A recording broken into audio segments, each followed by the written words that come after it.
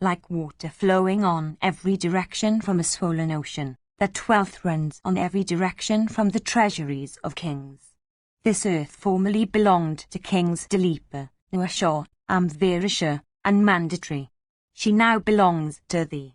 A great sacrifice, therefore, with profuse presents of every kind and requiring a vast heap of the earth's produce, awaits thee. If thou dost not perform that sacrifice, O king, then the sins of this kingdom shall all be thine. Those subjects whose king performs a horse sacrifice with profuse presents become all cleansed and sanctified by beholding the ablutions at the end of the sacrifice. Mahadeva himself, of universal form, in a great sacrifice requiring libations of all kinds of flesh, poured all creatures as sacrificial libations and then his own self. Eternal is this auspicious path. Its fruits are never destroyed. This is the great path called Dasaratha. Abandoning it, O king, to what other path wouldst thou betake thyself? Section 9. Yudhishthira said, for a little while, O Arjuna, concentrate thy attention and fix thy mind and hearing on thy inner soul. If thou listenest to my words in such a frame of mind, they will meet with thy approbation. Abandoning all worldly pleasures, I shall betake myself to that path which is trod by the righteous. I shall not, for thy sake, tread along the path thou recommendest. If thou askest me what path is auspicious that one should tread alone, I shall tell thee. If thou dost not desire to ask me, I shall yet, unasked by thee, tell thee of it.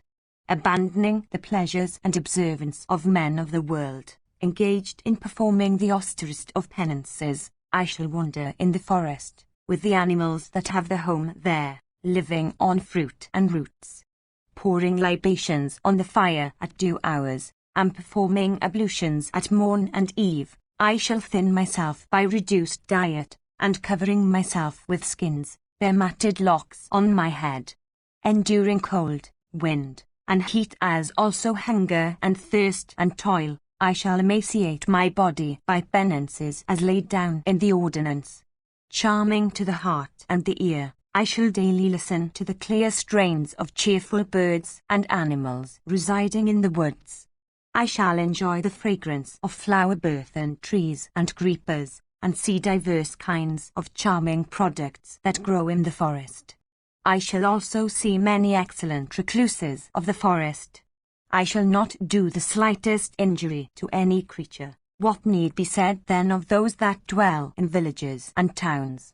10. Leading a retired life and devoting myself to contemplation, I shall live upon ripe and unripe fruits and gratify the biterous and the deities with offerings of wild fruits and spring water and grateful hymns. Observing in this way the austere regulations of a forest life, I shall pass my days, calmly awaiting the dissolution of my body. Or, living alone and observing the vow of taciturnity, with my head shaved clean, I shall derive my sustenance by begging each day of only one tree. 11. Smearing my body with ashes, and availing of the shelter of abandoned houses, or lying at the foot of trees, I shall live, casting off all things dear or hateful, without indulging in grief or joy, and regarding censure and applause, hope and affliction, equally, and prevailing over every couple of opposites. I shall live casting off all the things of the world. Without conversing with anybody, I shall assume the outward form of a blind and deaf idiot, while living in contentment and deriving happiness from my own soul. Without doing the least injury to the four kinds of movable and immovable creatures, I shall behave equally towards all creatures, whether mindful of their duties or following only the dictates of the senses. I shall not jeer at anyone, nor shall I frown at anybody. Restraining all my senses, I shall always be with a cheerful face.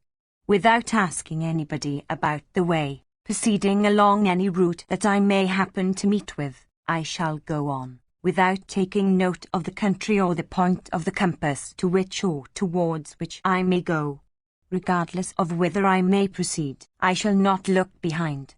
divesting myself of desire and wrath, and turning my gaze inwards, I shall go on, casting off pride of soul and body. Nature always walks ahead, hence, food and drink will somehow be accomplished. I shall not think of those pairs of opposites that stand in the way of such a life. If pure food in even a small measure be not obtainable in the first house, to which I may go, I shall get it by going to other houses. If I fail to procure it by even such a round, I shall proceed to 7 houses in succession and fill my craving. When the smoke of houses will cease, their hearth fires having been extinguished, when husking rods will be kept aside, and all the inmates will have taken their food, when mendicants and guests will cease to wander, I shall select a moment for my round of mendicancy and solicit alms at 2, 3, or 5 houses at the most. I shall wander over the earth, after breaking the bonds of desire. Preserving equability in success and failure, I shall learn great ascetic merit. I shall behave neither like one that is fond of life nor like one that is about to die. I shall not manifest any liking for life or dislike for death. If one strikes off one arm of mine and another smears the other arm with sandal paste, I shall not wish evil to the one nor good to the other. Discarding all those acts conducive to prosperity that one can do in life, the only acts I shall perform will be to open and shut my eyes and take as much food and drink as will barely keep up life. Without ever being attached to action, and always restraining the functions of the senses, I shall give up all desires and purify the soul of all impurities. Freed from all attachments and tearing off all bonds and ties, I shall live the free as the wind. Living in such freedom from affections, everlasting contentment will be mine. Through desire, I have, from ignorance, committed great sins. A certain class of men, doing both auspicious and inauspicious acts here, maintain their wives, children, and kinsmen, all bound to them in relations of cause and effect. 12. When the period of their life runs out, casting off their weakened bodies, they take upon themselves all the effects of their sinful acts, for none but the actor is burdened with the consequences of his acts. 13. Even thus, endued with actions, creatures come into this wheel of life that is continually turning like the wheel of the car, and even thus, coming thither, they meet with their fellow creatures. He, however, who abandons the worldly course of life, which is really a fleeting illusion although it looks eternal, and which is afflicted by birth, death, decrepitude, disease, and pain, is sure to obtain happiness. When again, the very gods fall down from heaven and great rishis from their respective positions of eminence, who that is acquainted with truths of causes and effects, would wish to have even heavenly prosperity. 14. Insignificant kings, having performed diverse acts relating to the diverse means of kingcraft, known by the means of conciliation, gift, and sea, often slay a king through some contrivance. Reflecting on these circumstances, this nectar of wisdom hath come to me. Having attained it, I desire to get a permanent, eternal, and unchangeable place for myself. Always conducting myself with such wisdom and acting in this way, I shall, by betaking myself to that fearless path of life, terminate this physical frame that is subject to birth, death, decrepitude, disease, and pain. Section X. The Messenger said, "Thy understanding, O king, has become blind to the truth, like that of a foolish and unintelligent reciter of the Veda in consequence of his repeated recitation of those scriptures. If censuring the duties of kings thou wouldest lead a life of idleness, then, O bull of Bharata's race, this destruction of the Dhritarashtras was perfectly uncalled for. Are forgiveness and compassion and pity and abstention from injury not to be found in anybody walking along the path of Kshatriya duties? If we knew that this was thy intention, we would then have never taken up arms and slain a single creature. We would then have lived by mendicancy till the destruction of this body. This terrible battle between the rulers of the earth would also have never taken place. The learned have said this: all that we see is food for the strong. Indeed, this mobile and immobile world is an object of enjoyment for the person that is strong.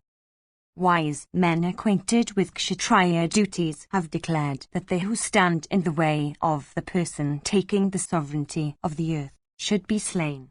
Guilty of that fault, those that stood as enemies of our kingdom have all been slain by us. Having slain them, O Yudhishthira, righteously govern this earth. This our act, in refusing the kingdom, is like that of a person who, having dug a well, stops in his work before obtaining water and comes up smetted with mire.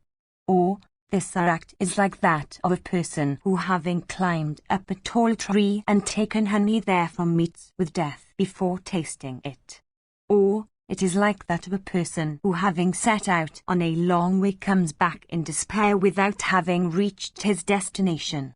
Or, it is like that of a person who, having slain all his foes, O thou of Kuru's race, at last falls by his own hand. Or, it is like that of a person afflicted with hunger, who, having obtained food, refuses to take it. Or of a person under the influence of desire, who, having obtained a woman reciprocating his passion, refuses to meet with her. We have become objects of censure, O Bharata, because, O king, we follow thee that art of feeble understanding, in consequence of thyself being our eldest brother. We are possessed of mighty arms, we are accomplished in knowledge and endued with great energy. Yet we are obedient to the words of a eunuch as if we were entirely helpless. We are the refuge of all helpless persons.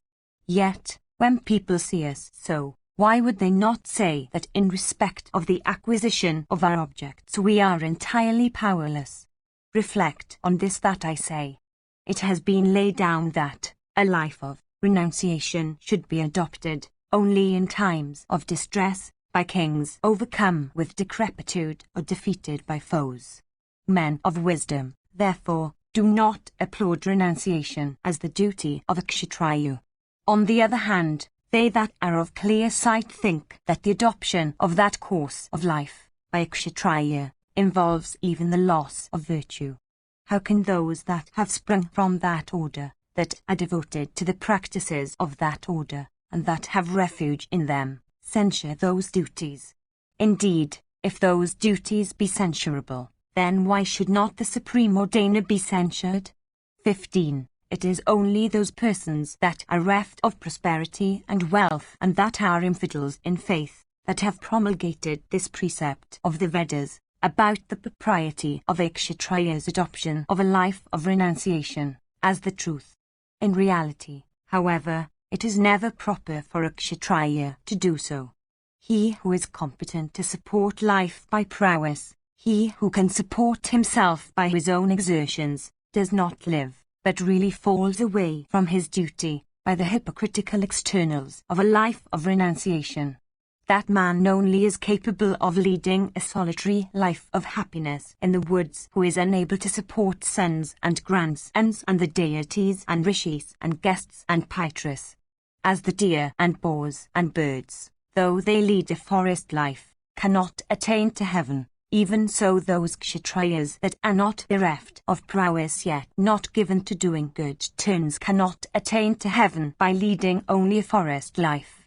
They should acquire religious merit by other ways. If, O king, anybody were to obtain success from renunciation, then mountains and trees would surely obtain it. These latter are always seen to lead lives of renunciation. They do not injure anyone.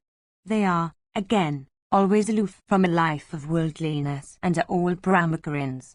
If it be the truth that a person's success depends upon his own lot in life and not upon that of other, then, as a person born in the Kshatriya order, thou shouldst betake thyself to action. He that is reft of action can never have success. If they that fill only their own stomachs could attain to success, then all aquatic creatures would obtain it, for these have none else to support save their own selves. Behold, the world moves on, with every creature on it employed in acts proper to its nature. Therefore, one should betake oneself to action. The man reft of action can never obtain success. Section 11. Arjuna said, in this connection an old history is cited, viz., the discourse between certain ascetics and Sakra, O bull of Bharata's race. A number of well-born Brahmana youth of little understanding, without the hirsute honours of manhood, abandoning their homes, came to the woods for leading a forest life. Regarding that to be virtue, those youths of abundant resources became desirous of living as Brahmacarins, having abandoned their brothers and sires. It so happened that Indra became compassionate towards them. Assuming the form of a golden bird, the holy Sakra addressed them, saying, that which is done by persons that eat the remnants of a sacrifice is the most difficult of acts that men can achieve. 16. Such an act is highly meritorious. The lives of such men are worthy of every praise. Having attained the object of life, those men, devoted to virtue, obtain the highest end.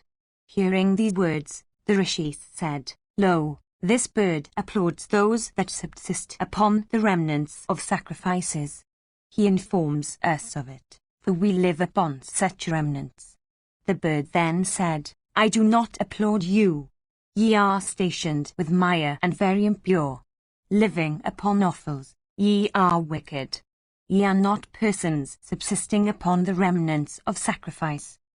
The rishis said, we regard this a course of life to be highly blessed. Tell us, O bird, what is for our good. Thy words inspire us with great faith. The bird said, if you do not refuse me your faith by arraying yourselves against your better selves, then I shall tell you words that are true and beneficial. The rishis said, we shall listen to thy words, O sire, for the different paths are all known to thee. O thou of righteous soul, we desire also to obey thy commands. Instruct us now. The bird said, among quadruped the cow is the foremost. Of metals, gold is the foremost. Of words, mantras, and of bipeds, the brahmanas are the foremost. These mantras regulate all the rites of a brahmana's life, beginning with those appertaining to birth and the period after it, and ending with those appertaining to death and the crematorium. These Vedic rites are his heaven, path, and foremost of sacrifices. If it were otherwise, how could I find the acts of persons in quest of heaven become successful through mantras? He who, in this world, adores his soul, firmly regarding it to be a deity of a particular kind, obtains success consistent with the nature of that particular deity. 17. The seasons measured by half the months lead to the sun, the moon, or the stars. 18. These three kinds of success, depending upon action, are desired by every creature. The domestic mode of life is very superior and sacred and is called the field for the cultivation of success. By what path do those men go that censure action? Of little understanding and deprived of wealth, they incur sin. And since those men of little understanding live by abandoning the eternal paths of the gods, the paths of the rishis, and the paths of Brahma, therefore, they attain to paths disapproved of by the Srutis. 19. There is an ordinance in the mantras which says, Ye sacrificer, perform the sacrifice represented by gifts of valuable things. I wilt give thee happiness represented by sons, animals, and heaven. To live, therefore, in accordance with ordinance is said to be the highest asceticism of the ascetics. Therefore, ye should perform such sacrifices and such penances in the shape of gifts. The due performance of these eternal duties, viz., their worship of the gods, the study of the Vedas, and the gratification of the Pitras, as also regardful services unto the preceptors, these are called the ostrest of penances. The gods, by performing such exceedingly difficult penances, have obtained the highest glory and power. I, therefore, tell you to bear the very heavy burden of the duties of domesticity. Without doubt, penances are the foremost of all things and are the root of all creatures.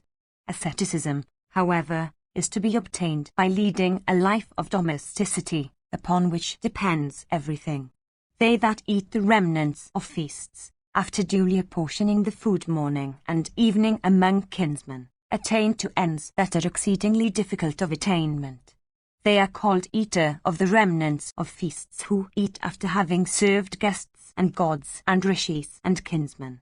Therefore, those persons that are observant of their own duties, that practice excellent vows and are truthful in speech, become objects of great respect in the world, with their own faith exceedingly strengthened. Free from pride, those achievers of the most difficult feats attain to heaven and live for unending time in the regions of Sakra. Arjuna continued, those ascetics then, hearing these words that were beneficial and fraught with righteousness, abandoned the religion of renunciation, saying, there is nothing in it, and betook themselves to a life of domesticity.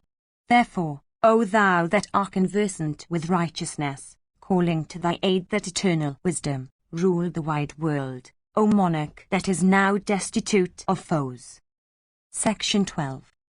Vaisampayana said, hearing these words of Arjuna, O chastiser of foes, Nakula of mighty arms and a broad chest, temperate in speech and possessed of great wisdom, with face whose colour then resembled that of copper, looked at the king, that foremost of all righteous persons, and spoke these words, besieging his brother's heart, with reason.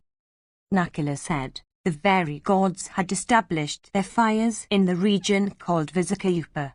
Know, therefore, O king, that the gods themselves depend upon the fruits of action. 20. The Pytras, that support, by rain, the lives of even all disbelievers, observing the ordinances of the Creator as declared in the Vedas, are, O king, engaged in action. 21. Know them for downright atheists that reject the declaration of the Vedas, which inculcate action. The person that is learned in the Vedas, by following their declarations in all his acts, attains, O Bharata, to the highest region of heaven by the way of the deities. 22. This domestic mode of life again has been said by all persons acquainted with Vedic truths to be superior to all their other modes of life. Knowing this, O king, that the person who in sacrifices gives away his righteously acquired wealth unto those brahmanas that are well conversant with the Vedas, and restrains his soul, is, O monarch, regarded as the true renouncer. He, however, who, disregarding a life of domesticity, that is, the source of much happiness, jumps to the next mode of life, that renouncer of his own self. 23. O monarch, is a renouncer labouring under the quality of darkness. That man who is homeless, who roves over the world, in his mendicant rounds, who has the foot of a tree for his shelter, who observes the vow of taciturnity, never cooks for himself, and seeks to restrain all the functions of his senses, is, O Partha, a renouncer in the observance of the vow of mendicancy. 24. That Brahmana who, disregarding wrath and joy, and especially deceitfulness, always employs his time in the study of the Vedas, is a renouncer in the observance of the vow of mendicancy. 25. The four different modes of life were at one time weighed in the balance.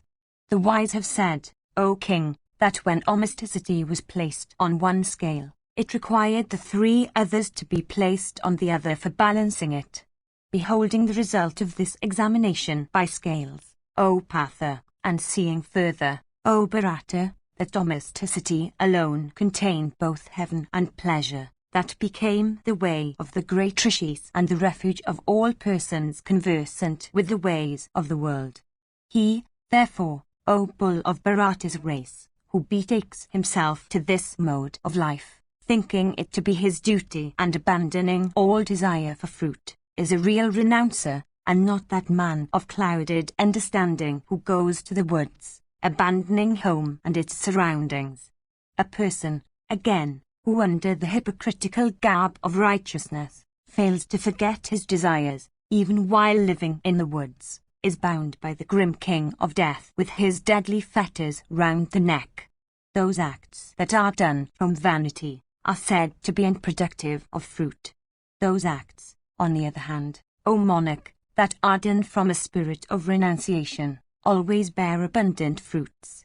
26. Tranquility, self-restraint, fortitude, truth, purity, simplicity, sacrifices, perseverance, and righteousness. These are always regarded as virtues recommended by the rishis. In domesticity, it is said, are acts intended for Pitris, gods, guests. In this mode of life alone, O monarch, are the threefold aims to be attained. 27. The renouncer that rigidly adheres to this mode of life, in which one is free to do all acts, has not to encounter ruin either here or hereafter. The sinless Lord of all creatures, of righteous soul, created creatures, with the intention that they would adore him by sacrifices with profuse presents. Creepers and trees and deciduous herbs, and animals that are clean, and clarified butter, were created as ingredients of sacrifice. For one, in the observance of domesticity, the performance of sacrifice is fraught with impediments. For this, that mode of life has been said to be exceedingly difficult and unattainable. Those persons, therefore, in the observance of the domestic mode of life, who, possessed of wealth and corn and animals, do not perform sacrifices, earn, O monarch, eternal sin. Amongst rishis, there are some that regard the study of the Vedas to be a sacrifice, and some that regard contemplation to be a great sacrifice which they perform in their minds. The very gods, O monarch, covet the companionship of a regenerate person like this, who in consequence of his dreading along such a way which consists in the concentration of the mind, has become equal to Brahma. By refusing to spend in sacrifice the diverse kinds of wealth that thou hast taken from thy foes, thou art only displaying thy want of faith.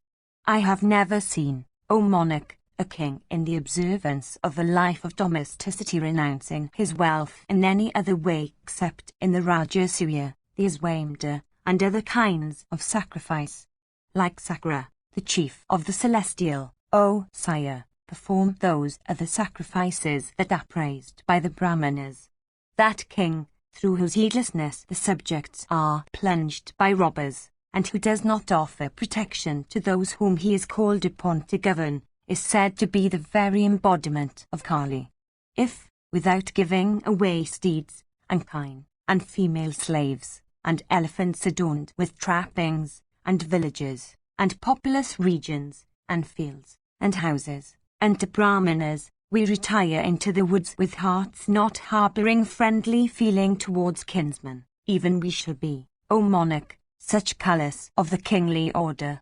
Those members of the kingly order that do not practice charity and give protection to others incur sin. Woe is their portion hereafter and not bliss. If, O Lord, without performing great sacrifices and the rites in honour of thy deceased ancestors, and if, without bathing in sacred waters, thou betakest thyself to a wandering life, thou shalt then meet with destruction like a small cloud separated from a mass and dashed by the winds. Thou shalt then fall off from both worlds and have to take thy birth in the Pisacha order. 28. A person becomes a true renouncer by casting off every internal and external attachment, and not simply by abandoning home for dwelling in the woods. A Brahmana that lives in the observance of these ordinances in which there are no impediments, does not fall off from this or the other world. Observant of the duties of one's own order, duties respected by the ancients and practiced by the best of men, who is there, O Patha, that would grieve, O king, for having in a trice slain in battle his foes that swelled with prosperity, like Sakra slaying the forces of the Daityas. Having in the observance of Kshatriya duties subjugated the world by the aid of thy prowess, and having made presents unto persons conversant with the Vedas, thou canst, O monarch, go to regions higher than heaven. It behoves thee not, O Patha, to indulge in grief. Section 13. Sahadeva said, by casting off all external objects only, O Bharata, one does not attain to success. By casting off even mental attachments, the attainment of success is doubtful. 29. Let that religious merit and that happiness which are his who has cast off external objects but whose mind still internally covets them, be the portion of our foes. On the other hand, let that religious merit and that happiness which are his who governs the earth, having cast off all internal attachments also, be the portion of our friends.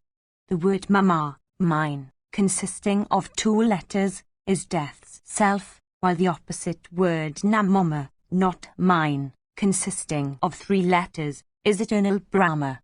30. Brahma and death, O king, entering invisibly into every soul, without doubt, cause all creatures to act.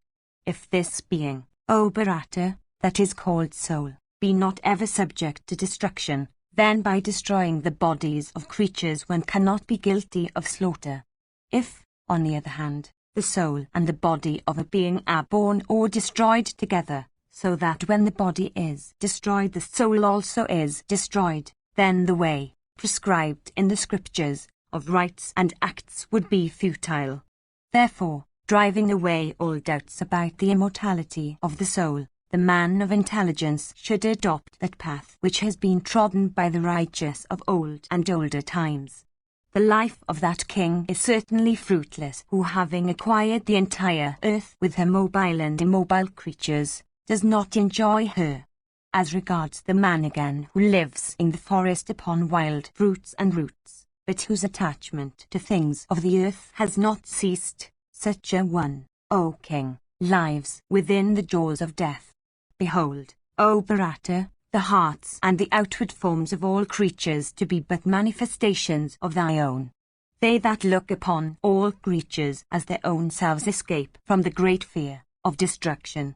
31. Thou art my sire, thou art my protector, thou art my brother, and thou art my senior and preceptor. It behoveth thee, therefore, to forgive these incoherent utterances in sorrow of a woe-stricken person. True or false? This that has been uttered by me, O Lord of earth, has been uttered from a due regard for thee, O best of Bharatas, that I entertain. Section 14. Vaisampayana said, when Kunti's son, King Yudhishthira the Just, remained speechless after listening to his brothers who were telling these truths of the Vedas, that foremost of women, viz., Draupadi, of large eyes and great beauty, and noble descent, O monarch, said these words unto that bull among kings seated in the midst of his brothers that resembled so many lions and tigers, and like the leader in the midst of a herd of elephants. Ever expectant of loving regards from all her husbands but especially from Yudhishthira, she was always treated with affection and indulgence by the king.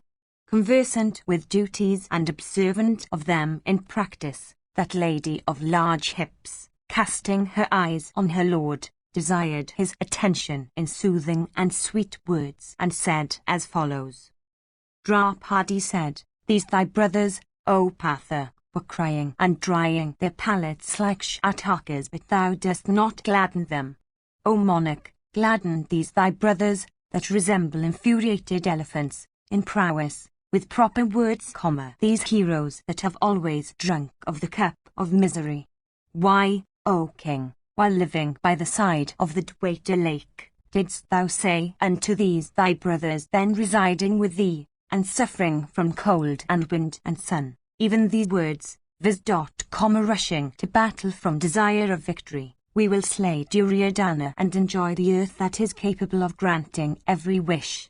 Depriving great car warriors of their cars and slaying huge elephants, and strewing the field of battle with the bodies of car warriors and horsemen and heroes, ye chastisers of foes, ye will perform great sacrifices of diverse kinds with presents in profusion. All these sufferings, due to a life of exile in the woods, will then end in happiness. O foremost of all practices of virtue, having thyself said these words unto thy brothers then, why, O hero, dost thou depress our hearts now? A eunuch can never enjoy wealth. A eunuch can never have children, even as there can be no fish in the mire, destitute of water. A kshatriya without the rod of chastisement can never shine. A kshatriya without the rod of chastisement can never enjoy the earth. The subjects of a king that is without the rod of chastisement can never have happiness. Friendship for all creatures, charity, study of the Vedas, penances, these constitute the duties of a Brahmana and not of a king, O best of kings. Restraining the wicked, cherishing the honest, and never retreating from battle, these are the highest duties of kings. He is said to be conversant with duties in whom are forgiveness and wrath, giving and taking, terrors and fearlessness, and chastisement and reward. It was not by study, or gift, or mendicancy, that thou hast acquired the earth. That force of the enemy, O hero, ready to burst upon thee with all its might, abounding with elephants and horse and cars, strong with 3 kinds of strength 32, protected by Drona and Karna and Aswathaman and Kripa, has been defeated and slain by thee, O hero. It is for this that I ask thee to enjoy the earth. Formerly, O puissant one, thou hadst, O monarch, swayed with might. 33. The region called Jambu, O tiger among men, abounding with populous districts. Thou hadst also, O ruler of men, swayed with might that other region called Crownshad Hipa, situate on the west of the great Meru and equal unto Jambudvipa itself. Thou hadst swayed with might, O king, that other region called Sakadvipa on the east of the great Meru and equal to Crownshad Hipa itself. The region called Badraswa, on the north of the great Meru and equal to Sakadvipa, was also swayed by thee, O tiger, among men. Thou hadst even penetrated the ocean and swayed with might other regions, too, O hero, and the very islands begirt by the sea and containing many populous provinces. Having, O Bharata, achieved such immeasurable feats, and having obtained, through them, the adorations of the Brahmanas, how is it that thy soul is not gratified? Seeing these brothers of thine before thee, O Bharata, these heroes swelling with might and resembling bulls or infuriated elephants, in prowess, why dost thou not address them in delightful words? All of you are like celestials. All of you are capable of resisting foes. All of you are competent to scorch your enemies. If only one of you had become my husband, my happiness would even then have been very great. What need I say then, O tiger among men, when all of you, numbering 5, are my husbands, and look after me, like the 5 senses inspiring the physical frame. The words of my mother-in-law, who is possessed of great knowledge and great foresight, cannot be untrue. Addressing me, she said, O princess of Panchala, Yudhishthira will ever keep you in happiness, O excellent lady. Having slain many thousands of kings possessed of active prowess, I see, O monarch, that through thy folly thou art about to make that feat futile. They whose eldest brother becomes mad, have all to follow him in madness. Through thy madness, O king, all the Pandavas are about to become mad. If, O monarch, these thy brothers were in their senses, they would then have immured thee with all unbelievers, in a prison, and taken upon themselves the government of the earth. That person who from dullness of intellect acts in this way never succeeds in winning prosperity. The man that dreads along the path of madness should be subjected to medical treatment by the aid of incense and galerium, of drugs applied through the nose, and of other medicines. O best of the Bharatas, I am the worst of all my sex, since I desire to live on even though I am bereaved of my children. Thou shouldst not disregard the words spoken by me and by these brothers of thine that are endeavouring thus to dissuade thee from thy purpose. Indeed, abandoning the whole earth, thou art inviting adversity and danger to come upon thee. Thou shinest now, O monarch, even as those two best of kings, viz., Mandatory and Amvarasha, regarded by all the lords of earth, did in former days. Protecting thy subjects righteously, govern the goddess earth with her mountains and forests and islands. Do not, O king, become cheerless. Adore the gods in diverse sacrifices. Fight thy foes. Make gifts of wealth and clothes and other objects of enjoyment unto the Brahmanas, O best of kings. Section 15. Vaisampayana said, hearing these words of Yajnasana's daughter, Arjuna once more spoke, showing proper regard for his mighty armed eldest brother of unfading glory. Arjuna said, the man armed with a rod of chastisement governs all subjects and protects them. The rod of chastisement is awake when all else is sleep. For this, the wise have characterized the rod of chastisement to be righteousness itself. The rod of chastisement protects righteousness and profit. It protects also, O king. For this, the rod of chastisement is identified with the triple objects of life. Corn and wealth are both protected by the rod of chastisement.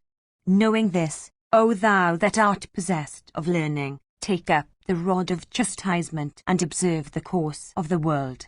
One class of sinful men desist from sin through fear of the rod of chastisement in the king's hands. Another class desist from similar acts through fear of Yama's rod, and yet another from fear of the next world. Another class of persons desist from sinful acts through fear of society. Thus, O king, in this world, whose course is such, everything is dependent on the rod of chastisement. There is a class of persons who are restrained by only the rod of chastisement from devouring one another. If the rod of chastisement did not protect people, they would have sunk in the darkness of hell. The rod of chastisement, Danda, has been so named by the wise because it restrains the ungovernable and punishes the wicked. The chastisement of Brahmanas should be by word of mouth, of Kshatriyas, by giving them only that much of food as would suffice for the support of life, of Vaisyas, by the imposition of fines and forfeitures of property, while for Sudras there is no punishment. 34. For keeping men awake to their duties, and for the protection of property, ordinances, O king, have been established in the world, under the name of chastisement, or punitive legislation. Thither where chastisement, of dark complexion and red eyes, stands in an attitude of readiness to grapple with every offender, and the king is of righteous vision, the subjects never forget themselves. The Brahmacharin and the householder, the recluse in the forest and the religious mendicant, all these walk in their respective ways through fear of chastisement alone. He that is without any fear, O king, never performs a sacrifice. He that is without fear never giveth away. The man that is without any fear never desires to adhere to any engagement or compact. Without piercing the vitals of others, without achieving the most difficult feats, and without staying creatures like a fisherman, slaying fish, no person can obtain great prosperity. 35. Without slaughter, no man has been able to achieve fame in this world or acquire wealth or subjects. Indra himself, by the slaughter of Vritra, became the great Indra. Those amongst the gods that are given to slaughtering others are adored much more by men. Rudra, Skanda, Sakra, Agni, Varuna, are all slaughterers. Kala and Mritu and Vayu and Kuvara and Surya, the Vasas, the Maruts, the Sadyas, and the Viswadevas, O Bharata, are all slaughterers. Humbled by their prowess, all people bend to those gods, but not to Brahman or Datri or Pushan at any time. Only a few men that are noble of disposition adore in all their acts those among the gods that are equally disposed towards all creatures, and that are self-restrained and peaceful. I do not behold the creature in this world that supports life without doing any act of injury to others. Animals live upon animals, the stronger upon the weaker. The mongoose devours mice, the cat devours the mongoose, the dog devours the cat, the dog again is devoured by the spotted leopard. Behold, all things again are devoured by the destroyer when he comes. This mobile and immobile universe is food for living creatures. This has been ordained by the gods. The man of knowledge, therefore, is never stupefied at it. It behoveth thee, O great king, to become that which thou art by birth. Foolish Kshatriyas, alone, restraining wrath and joy, take refuge in the woods. The very ascetics cannot support their lives without killing creatures. In water, on earth, and fruits, there are innumerable creatures. It is not true that one does not slaughter them. What higher duty is there than supporting one's life? 36. There are many creatures that are so minute that their existence can only be inferred. With the falling of the eyelids alone, they are destroyed. There are men who, subduing wrath and pride, betake themselves to ascetic courses of life, and leaving village and towns, repair to the woods. Arrived there, those men may be seen to be so stupefied as to adopt the domestic mode of life once more. Others may be seen who, in the observance of domesticity, tilling the soil, uprooting herbs, cutting off trees, and killing birds and animals, perform sacrifices, and at last attain to heaven. O son of Kunti, I have no doubt in this, that the acts of all creatures become crowned with success only when the policy of chastisement is properly applied. If chastisement were abolished from the world, creatures would soon be destroyed. Like fishes in the water, stronger animals prey on the weaker. This truth was formerly spoken by Brahmana himself, viz., that chastisement, properly applied, upholds creatures. Behold, the very fires, when extinguished, blaze up again, in fright, when blown. This is due to the fear of force or chastisement. If there were no chastisement in the world distinguishing the good from the bad, then the whole world would have been enveloped in utter darkness, and all things would have been confounded. Even they that are breakers of rules, that are atheists and scoffers of the Vedas, afflicted by chastisement, soon become disposed to observe rules and restrictions. 37. Everyone in this world is kept straight by chastisement. A person naturally pure and righteous is scarce. Yielding to the fear of chastisement, man becomes disposed to observe rules and restraints. Chastisement was ordained by the Creator himself for protecting religion and profit, for the happiness of all the four orders, and for making them righteous and modest. If chastisement could not inspire fear, then ravens and beasts of prey would have eaten up all other animals and men, and the clarified butter intended for sacrifice. If chastisement did not uphold and protect, then nobody would have studied the Vedas, nobody would have milked a milch cow, and no maiden would have married. 38. If chastisement did not uphold and protect, then ravage and confusion would have set in on every side, and all barriers would have been swept away, and the idea of property would have disappeared. If chastisement did not uphold and protect, people could never duly perform annual sacrifices with large presents. If chastisement did not uphold and protect, no one, to whatever mode of life he might belong, would observe the duties of that mode as declared in the scriptures, and no one would have succeeded in acquiring knowledge. 39. Neither camels, nor oxen, nor horses, nor mules, nor asses, would, even if yoked thereto, drag cars and carriages, if chastisement did not uphold and protect. Upon chastisement depend all creatures. The learned, therefore, say that chastisement is the root of everything. Upon chastisement rests the heaven that men desire, and upon it rests this world also. If there wherefore destroying chastisement is well applied, no sin, no deception, and no wickedness is to be seen. If the rod of chastisement be not uplifted, the dog will lick the sacrificial butter. The crow also would take away the first sacrificial offering, if that rod were not kept uplifted. Righteously or unrighteously, this kingdom hath now become ours. Our duty now is to abandon grief. Do thou, therefore, enjoy it and perform sacrifices. Men that are fortunate, living with their dear wives and children, eat good food, wear excellent clothes, and cheerfully acquire virtue. All our acts, without doubt, are dependent on wealth. Their 12th again is dependent on chastisement. Behold, therefore, the importance of chastisement. Duties have been declared for only the maintenance of the relations of the world. There are two things here, viz., abstention from injury and injury prompted by righteous motives.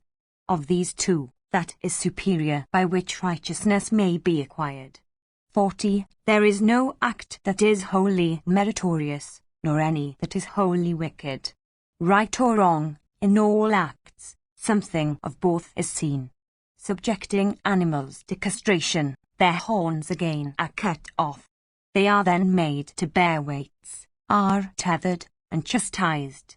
In this world that is unsubstantial and rotten with abuses and rendered painful, O monarch, do thou practice the ancient customs of men, following the rules and analogy cited above. Perform sacrifices, give alms, protect thy subjects, and practice righteousness. Slay thy foes, O son of Kunti, and protect thy friends. Let no cheerlessness be thine, O king, while slaying foes. He that does it, O Bharata, does not incur the slightest sin. He that takes up a weapon and slays an armed foe advancing against him, does not incur the sin of killing a fetus, for it is the wrath of the advancing foe that provokes the wrath of the slayer. The inner soul of every creature is incapable of being slain. When the soul is incapable of being slain, how then can one be slain by another? As a person enters a new house, even so a creature enters successive bodies. Abandoning forms that are worn out, a creature acquires new forms. People capable of seeing the truth regard this transformation to be death. Section 16. Vaisampayana said, after the conclusion of Arjuna's speech, Bhimasena of great wrath and energy, mustering all his patience, said these words unto his eldest brother, Thou art, O monarch, conversant with all duties. There is nothing unknown to thee. We always wish to imitate thy conduct, but, alas, we cannot do it! I will not say anything. I will not say anything! Even this is what I had wished. Impelled, however, by great grief I am constrained to say something. Listen to these words of mine, O ruler of men. Through the stupefaction of thy faculties, everything is endangered, and ourselves are being made cheerless and weak. How is it that thou that art the ruler of the world, thou that art conversant with all branches of knowledge, sufferest thy understanding to be clouded, in consequence of cheerlessness, like a coward? The righteous and unrighteous paths of the world are known to thee. There is nothing belonging either to the future or the present that is also unknown to thee, O puissant one. When such is the case, O monarch, I will indicate, O ruler of men, the reasons in favor of your assuming sovereignty. Listen to me with undivided attention. There are two kinds of diseases, viz., physical and mental. Each springs from the other. None of them can be seen existing independently. Without doubt, mental diseases spring from physical ones. Similarly, physical diseases spring from mental ones. This is the truth. He that indulgeth in regrets on account of past physical or mental woes, reapeth woe from woe and suffereth double woe. Cold, heat, and wind, these three are the attributes of the body. 41. Their existence in harmony is the sign of health. If one of the three prevails over the rest, remedies have been laid down. Cold is checked by heat, and heat is checked by cold. Goodness, passion, and darkness are the three attributes of the mind. The existence of these three in harmony is the sign of mental health. If one of these prevails over the rest, remedies have been prescribed. Grief is checked by joy, and joy is checked by grief. 1. Living in the present enjoyment of this, wishes to recollect his past woes. Another, living in the present suffering of woe, wishes to recollect his past bliss. Thou, however, wert never sad in grief or glad in bliss. 42. Thou shouldst not, therefore, use thy memory for becoming sad during times of bliss, or glad during times of woe. It seems that destiny is all-powerful.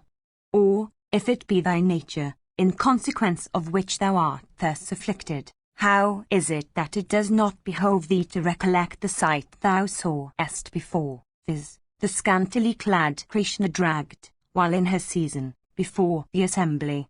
43. Why does it not behove thee to recollect our expulsion from their Kuru city and our exile into the woods, dressed in deerskins, as also our living in the great forests? Why hast thou forgotten the woes inflicted by Jitajura, the battle with Chitrasena, and the distress suffered at the hands of the Sindhu king? Why hast thou forgotten the kick received by the Princess Draupadi from Kikaka while we were living in concealment?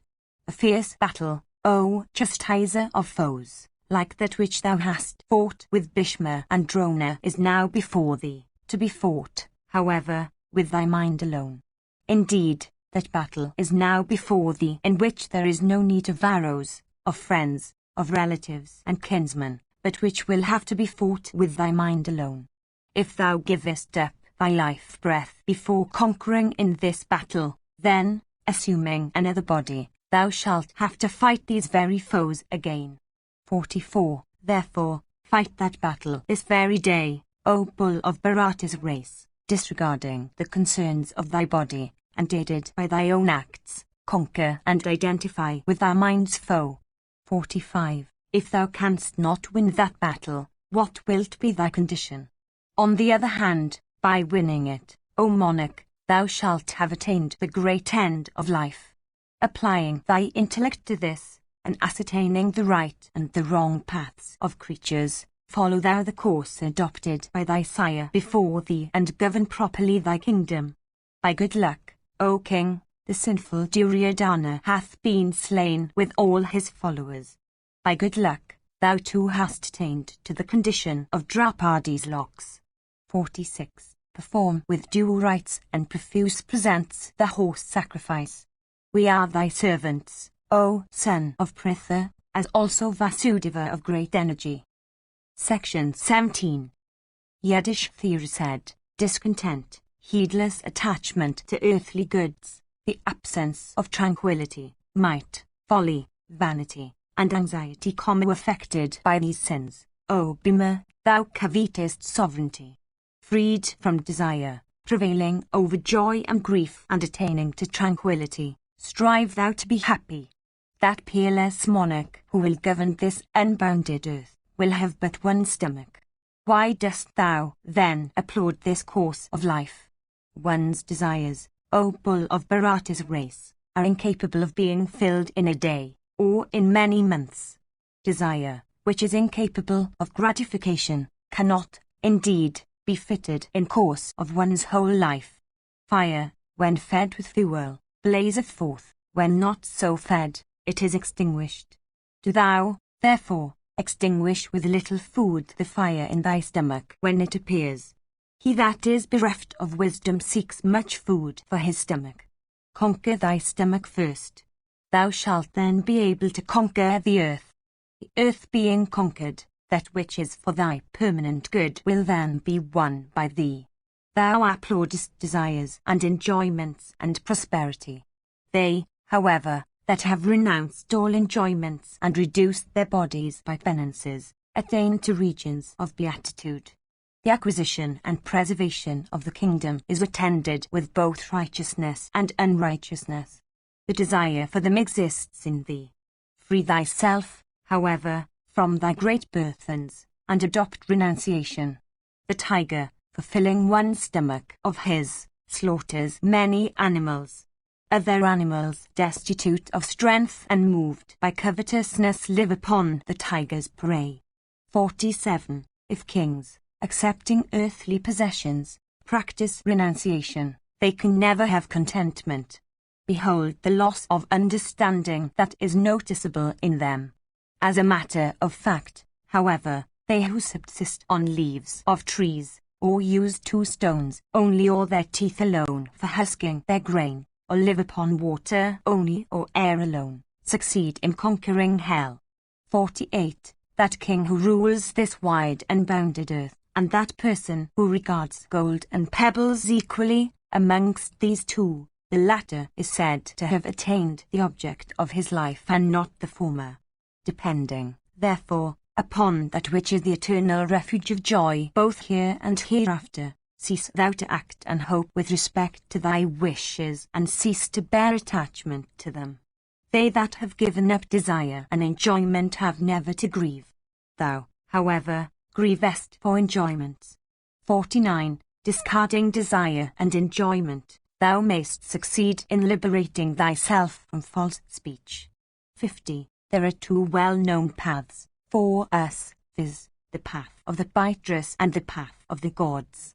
They that perform sacrifices go by the Pytry path, while they that are for salvation go by the God path.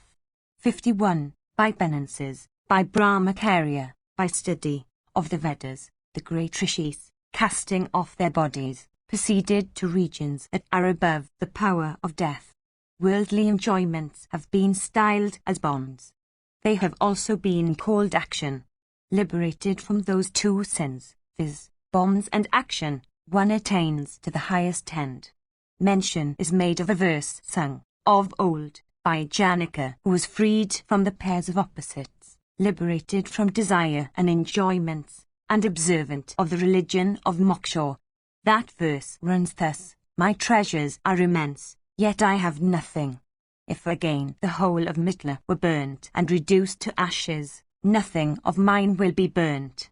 As a person on the hilltop looketh down upon men on the plain below, so he that has got up on the top of the mansion of knowledge seeth people grieving for things that do not call for grief. He, however, that is of foolish understanding, does not see this. He who, casting his eyes on visible things, really seeth them, is said to have eyes and understanding. The faculty called understanding is so called because of the knowledge and comprehension it gives of unknown and incomprehensible things. He who is acquainted with the words of persons that are learned, that are of cleansed souls, and that have attained to a state of Brahma, succeeds in obtaining great honours. When one seeth creatures of infinite diversity to be all one and the same, and to be but diversified emanations from the same essence, one is then said to have attained Brahma. 52. Those who reach this high state of culture attain to that supreme and blissful end, and not they who are without knowledge, or they who are of little and narrow souls, or they who are bereft of understanding, or they who are without penances. Indeed, everything rests on their cultivated understanding. Section 18. Vaisampayana said, when Yudhishthira, after saying these words, became silent, Arjuna, afflicted by that speech of the king, and burning with sorrow and grief, once more addressed his eldest brother, saying, People recite this old history, O Bharata, about the discourse between the ruler of the Vedas and his queen.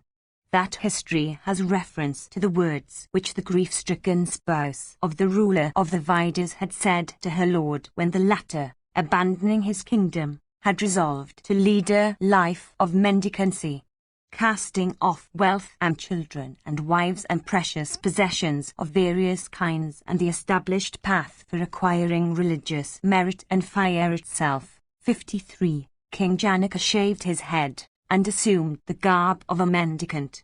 His dear spouse beheld him deprived of wealth, installed in the observance of the vow of mendicancy, resolved to abstain from inflicting any kind of injury on others, free from vanity of every kind, and prepared to subsist upon a handful of barley fallen off from the stalk and to be got by picking the grains from crevices in the field. Approaching her lord at a time when no one was with him, the queen, endued with great strength of mind, fearlessly and in wrath, told him these words fraught with reason: "Why hast thou adopted a life of mendicancy, abandoning thy kingdom full of wealth and corn? A handful of fallen off barley cannot be proper for thee. Thy resolution tallies not with thy acts." 54. Since abandoning thy large kingdom thou covetest, O king, a handful of grain. With this handful of barley, O king, wilt thou succeed in gratifying thy guests, gods, Rishis and Beatrice? This thy labour, therefore, is bootless. Alas, abandoned by all these, viz., gods, guests, and Beatrice, thou leadest a life of wandering mendicancy, O king, having cast off all action. Thou wert, before this, the supporter of thousands of Brahmanas versed in the 3 Vedas and of many more besides. How canst thou desire to beg of them thy own food today? Abandoning thy blazing prosperity, thou castest thy eyes round like a dog, for his food. Thy mother hath today been made sonless by thee, and thy spouse, the princess of Kosla, a widow. These helpless Kshatriyas, expectant of fruit and religious merit, wait upon thee, placing all their hopes on thee. By killing those hopes of theirs, to what regions shalt thou go, O king, especially when salvation is doubtful and creatures are dependent on actions? 55. Sinful as thou art, thou hast neither this world nor the other, since thou wishest to live, having cast off thy wedded wife. 56. Why, indeed, dost thou lead a life of wandering mendicancy, abstaining from all actions, after having abandoned garlands and perfumes and ornaments and robes of diverse kinds? Having been, as it were, a large and sacred lake unto all creatures, having been a mighty tree worthy of adoration and granting its shelter unto all, alas, how canst thou wait upon and worship others? If even an elephant desists from all work, carnivorous creatures coming in packs and innumerable worms would eat it up. What need be said of thyself that art so powerless? 57. How couldst thy heart be set on that mode of life which recommends an earthen pot and a triple-headed stick, and which forces one to abandon his very clothes, and which permits the acceptance of only a handful of barley after abandonment of everything? If, again, thou sayest that a kingdom and a handful of barley are the same to thee, then why dost thou abandon the former? If, again, a handful of barley becomes an object of attachment with thee, then thy original resolution of abandoning everything falls to the ground. If, again, thou canst act up to thy resolution of abandoning everything, then who am I to thee, who art thou to me, and what can be thy grace to me? 58. If thou best inclined to grace, rule then this earth. They that are desirous of happiness but are very poor and indigent and abandoned by friends may adopt renunciation. But he who imitates those men by abandoning palatial mansions and beds and vehicles and robes and ornaments, acts improperly, indeed. One always accepts gifts made by others, another always makes gifts. Thou knowest the difference between the two. Who, indeed, of these two shouldst be regarded the superior? If a gift be made to one who always accepts gifts, or to one that is possessed of pride, that gift becomes bootless like a clarified butter that is poured upon a forest conflagration. 59. As a fire, O king, never dies till it has consumed all that has been thrown into it, even so a beggar can never be silenced till he receives a donative. In this world, the food that is given by a charitable person is the sure support of the pious. If, therefore, the king does not give food, where will the bias that are desirous of salvation go? 60. They that have food in their houses are householders. Mendicants are supported by them. Life flows from food. Therefore, the giver of food is the giver of life. Coming out from among those that lead a domestic mode of life, mendicants depend upon those very persons from whom they come. Those self-restrained men, by doing this, acquire and enjoy fame and power. One is not to be called a mendicant for his having only renounced his possessions, or for his having only adopted a life of dependence on eleemosynary charity. He who renounces the possessions and pleasures of the world in a sincere frame of mind is to be regarded a true mendicant. 61. Unattached at heart, though attached in outward show, standing aloof from the world, having broken all his bonds, and regarding friend and foe equally, such a man, O king, is regarded to be emancipated. Having shaved their heads clean and adopted the brown robe, men may be seen to betake themselves to a life of wandering mendicancy, though bound by various ties and though ever on the lookout for bootless wealth. They who, casting off the 3 Vedas, their usual occupations, and children, adopt a life of mendicancy by taking up the triple-headed crutch and the brown robe, are really persons of little understanding.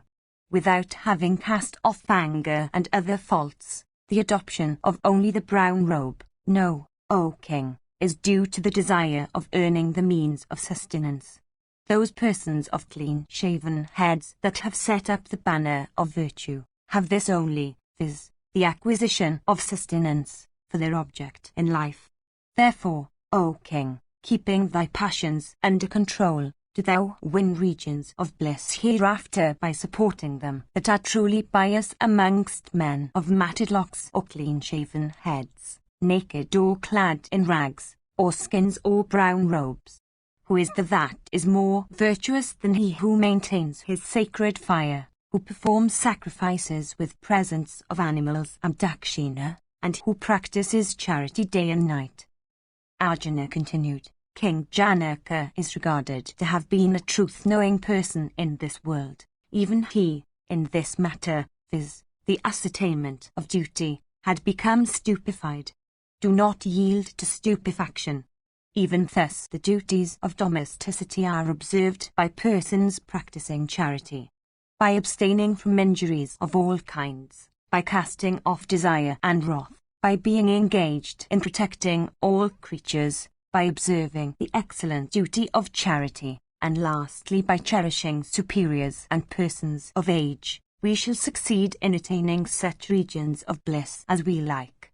By duly gratifying gods, guests, and all creatures, by worshipping Brahmanas, and by truthfulness of speech, we shall certainly attain to desirable regions of bliss. Section 19. Yudhishthira said, I am conversant with both the Vedas and the scriptures that lead to the attainment of Brahma. In the Vedas there are precepts of both kinds, viz., those that inculcate action and those that inculcate renouncement of action. The scriptures are confounding and their conclusions are based upon reasons. The truth, however, that is in the mantras, is duly known to me. Thou art conversant only with weapons and observant of the practices of heroes. Thou art unable to understand truly the sense of the scriptures. If thou wert really acquainted with duty, then thou couldst have understood that words such as these ought not to have been addressed to me by even one possessed of the clearest insight into the meaning of the scriptures and acquainted with the truths of religion. That, however, which thou hast said unto me, induced by fraternal affection, has been fit and proper, O son of Kunti. I am, for that, pleased with thee, O Arjuna. There is no one equal to thee in the 3 worlds in all duties connected with battle and in skill in respect of diverse kinds of acts. Thou mayst, therefore, speak of the subtleties connected with those subjects, subtleties, that is, that are impenetrable by others. It behoveth thee not, however, O Dhananjaya, to doubt my intelligence. Thou art conversant with the science of battle, but thou hast never waited upon the aged. Thou knowest not the conclusions arrived at by those that have studied the subject in brief and detail. Even this is the conclusion of intelligent men whose understanding are bent on achieving salvation, viz., that amongst ascetic penances, renunciation, and knowledge of Brahma, the second is superior to the first, and the third is superior to the second. This, however, that thou thinkest, viz., that there is nothing superior to wealth, is an error. I will convince thee of it, so that wealth may not again appear to thee in that light. All men that are righteous are seen to be devoted to ascetic penances and the study of the Vedas. The rishis also, that have many eternal regions for them, have the merit of penances. Others possessed of tranquility of soul, having no enemies, and dwelling in the woods, have, through penances and study of the Vedas, proceeded to heaven. Pious men, by restraining desire for worldly possessions, and casting off that darkness which is born of folly, proceed northward, that is, by luminous paths, to the regions reserved for practices of renunciation. The path that lies to the south and that leads to regions of light, that is, lunar regions, are reserved for men devoted to action. These are attained by persons subject to birth and death. That end, however, which persons desirous of salvation have before their eyes, is indescribable. Yoga is the best means for attaining to it. It is not easy to explain it to thee. Those that are learned live, reflecting on the scriptures from desire of finding what is unreal. They are, however, often led away to this and to that in the belief that the object of their search exists in this and that. Having mastered, however, the Vedas, the Aranyakas, and the other scriptures, they miss the real, like men failing to find solid timber in an uprooted banana plant. Some there are who, disbelieving in its unity, regard the soul, that dwells in this physical frame consisting of the 5 elements, to be possessed of the attributes of desire and aversion, and others. 62. Incapable of being seen by the eye, exceedingly subtle, and inexpressible by words, it revolves in a round of rebirths among the creatures of the earth, keeping before it that which is the root of action. 63. Having made the soul advance towards itself, which is the spring of every kind of blessedness, having restrained all desires of the mind, and having cast off all kinds of action, one may become perfectly independent and happy. When there is such a path that is trod by the righteous and that is attainable by knowledge, why, O Arjuna, dost thou applaud wealth which is full of every kind of calamity? Men of olden times that were conversant with the scriptures, O Bharata, men that were always engaged in gifts and sacrifice and action, were of this opinion, O Bharata. There are some fools who, accomplished in the science of argumentation, deny the existence of the soul, in consequence of the strength of their convictions of a previous life. It is very difficult to make them accept this truth about final emancipation. 64. Those wicked men, though possessed of great learning, travel all over the earth, making speeches in assemblies, and deprecating the true doctrine about emancipation. O Partha, who else will succeed in understanding that which we do not understand? Indeed, as those men cannot understand the true meaning of the scriptures, similarly they cannot succeed in knowing those wise and pious persons that are truly great and that have deep acquaintance with the scriptures. O son of Kunti, men acquainted with truth obtain Brahma by asceticism and intelligence, and great happiness by renunciation. Section 20. Vaisampayana said, after Yudhishthira had stopped, the great ascetic Devasthana, possessed of eloquence, said these words, fraught with reason, unto the king. Devasthana said, Vulcan has told thee that there is nothing superior to wealth. I shall discourse to thee on that subject. Listen to me with undivided attention. O Ajatasattu, thou hast righteously won the earth. Having won her, It behoves thee not, O king, to abandon her without cause. 4 modes of life are indicated in the Vedas. Do thou, O king, duly pass through them, one after another. At present thou shouldst, therefore, perform great sacrifices with profuse presents. Amongst the very rishis, some are engaged in the sacrifice represented by Vedic study, and some in that presented by knowledge. Therefore, O Bharata, thou must know that the various ethics also are addicted to action. The Vakanasas, however, are said to preach that he who does not seek for wealth is superior to him that seeks for it. 65. I think that he who would follow that precept would incur many faults. Men collect together diverse things for the performance of sacrifices, simply because of the Vedic ordinance. He who, tainted by his own understanding, giveth away wealth to an undeserving person without giving it to the deserving, doth not know that he incurs the sin of killing a fetus. 66. The exercise of the duty of charity after discriminating the deserving from the undeserving is not easy. The Supreme Ordainer created wealth for sacrifice, and he created man also for taking care of that wealth and for performing sacrifice. For this reason the whole of one's wealth should be applied to sacrifice. Pleasure would follow from it as a natural consequence. Possessed of abundant energy, Indra, by the performance of diverse sacrifices with profuse gifts of valuables, surpassed all the gods. Having got their chiefship by that means, he shineth in heaven. Therefore, everything should be applied to sacrifices.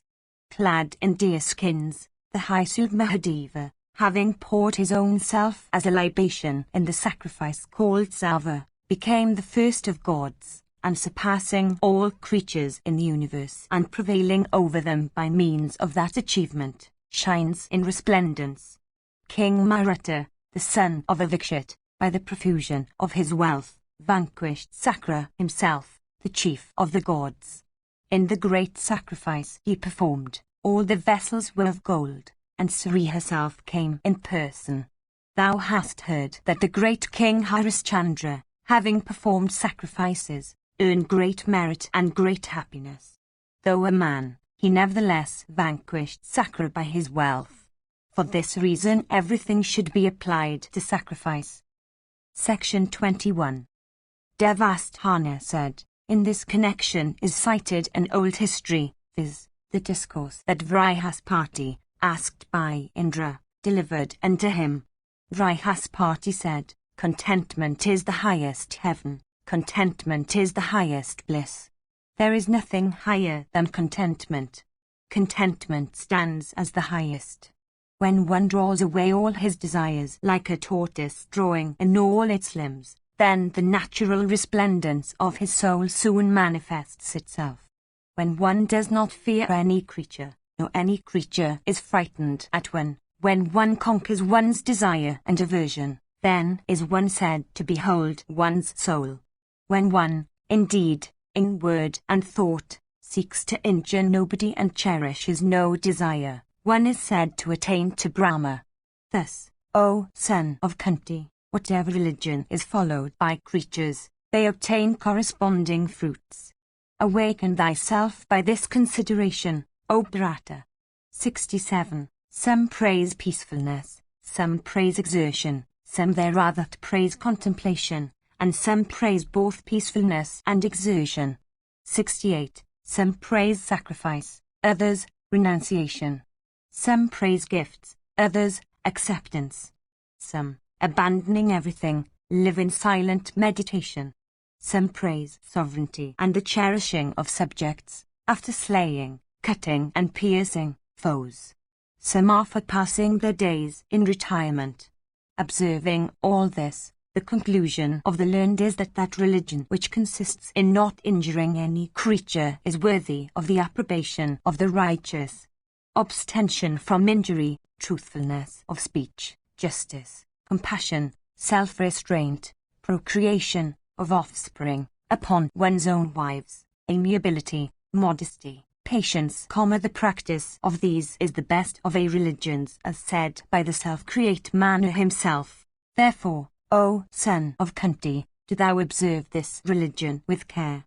That Kshatriya, who, conversant with the truths or royal duties, takes sovereignty upon himself, restraining his soul at all times, equally regarding that which is dear and that which is not, and subsisting upon the remains of sacrificial feasts, who is engaged in restraining the wicked and cherishing the righteous, who obliges his subjects to tread in the path of virtue, and who himself treads in that path, who at last transmits his crown to his son and betakes himself to the woods, there to live on the products of the wilderness and act according to the ordinances or the Vedas after having cast off all idleness. That Kshatriya who conducts himself thus, conforming in everything to the well-known duties of kings, is sure to obtain excellent fruits in both this world and the next.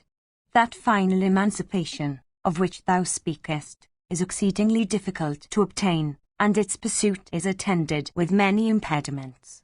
They that adopt such duties and practice charity and ascetic penances, that are possessed of the quality of compassion and are freed from desire and wrath, that are engaged in ruling their subjects with righteousness and fighting for the sake of kine and brahmanas, attain hereafter to a high end.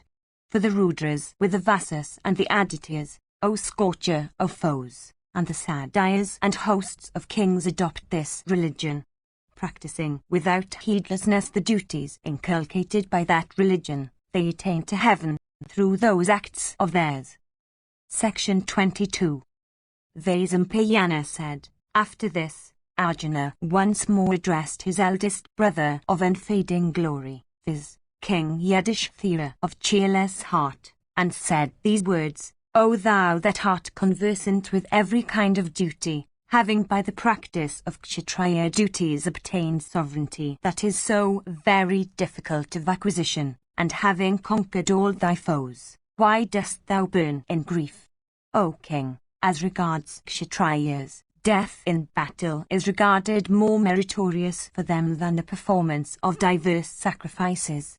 It is so declared in the ordinance that lays down the duties of Kshatriyas. Penances and renunciation are the duties of Brahmanas.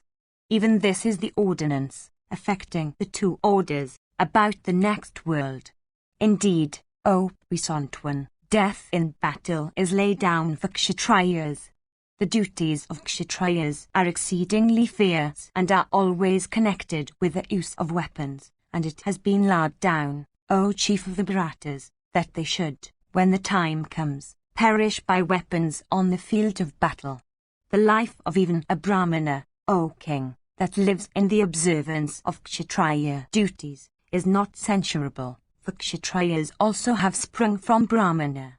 Neither renunciation, nor sacrifice, nor penances, nor dependence on the wealth of others, O ruler of men, has been ordained for Kshatriyas.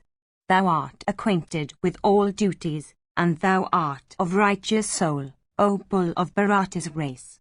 Thou art a wise king, skilled in all acts. Thou canst distinguish what is right in this world from what is wrong.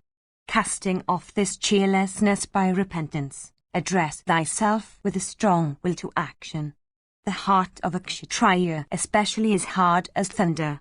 Having by the exercise of Kshatriya duties vanquished thy foes and acquired empire without a thorn in its side, conquer thy soul, O ruler of men, and be engaged in the performance of sacrifices and the practice of charity. Indra himself, though a Brahmana, became a Kshatriya in his acts, and battled with his sinful kinsfolk for 810 times. Those acts of his, O monarch, are adorable and worthy of praise. Through them he obtained, as we have heard, the chiefship of the gods. Do thou, therefore, O monarch, perform sacrifices with profuse presents even as Indra did, O ruler of men, and thereby free thyself from thy fever. Do not, O bull among Kshatriyas, grieve thus for what is past. They that have been slain have attained to the highest end, sanctified by weapons and agreeably to the ordinances of the Kshatriya religion. That which has happened was ordained to happen. Destiny, O tiger among kings, is incapable of being resisted. Section 23. Vaisampayana said, thus addressed by Arjuna of curly hair, the Kuru king born of Kunti remained speechless. Then the island-born Vyasa said these words. Vyasa said, the words of Arjuna, O amiable Yudhishthira, are true. The highest religion, as declared by the scriptures, depends on the duties of domesticity. Thou art acquainted with all duties. Do thou then duly practice the duties prescribed for thee, viz., the duties of domesticity. A life of retirement in the woods, casting off the duties of domesticity, has not been laid down for thee. The gods, Pitris, guests, and servants, all depend, for their sustenance, upon the person leading a life of domesticity. Do thou then support all these, O Lord of the earth, birds and animals and various other creatures, O ruler of men, as supported by men leading domestic lives. He, therefore, that belongs to that mode of life is superior to all others. A life of domesticity is the most difficult of all the four modes of life. Do thou practice that mode of life then, O Partha, which is difficult of being practiced by persons of unrestrained sense. Thou hast a good knowledge of all the Vedas. Thou hast turned great ascetic merit. It behoveth thee, therefore, to bear like an ox the burthen of thy ancestral kingdom. Penances, sacrifices, forgiveness, learning, mendicancy, keeping the senses under control, contemplation, living in solitude, contentment, and knowledge of Brahma should, O king, be striven after by Brahmanas to the best of their ability for the attainment of success. I shall now tell thee the duties of Kshatriyas. They are not unknown to thee.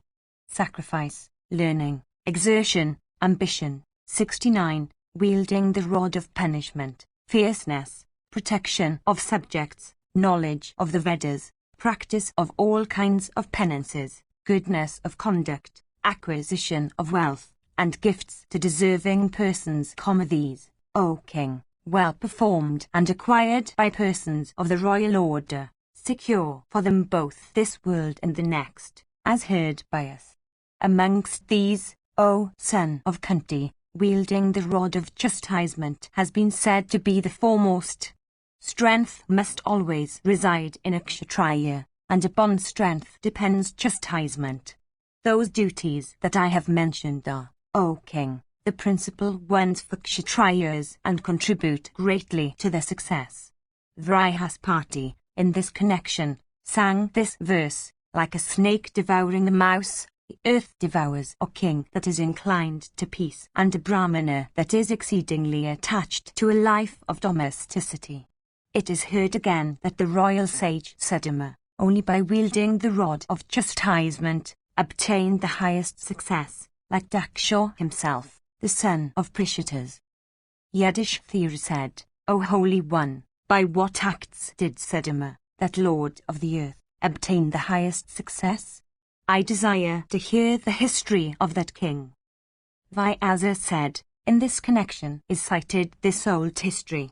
There were two brothers, viz., Sankha and Lakita, of rigid vows. The two brothers had two separate dwellings, both of which were beautiful. Situate by the bank of the stream called Vayhuda, both of those residences were adorned with trees that were always burthened with flowers and fruits.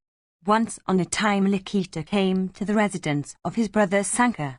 At that time, however, Sankha had gone out of his asylum on no fixed purpose.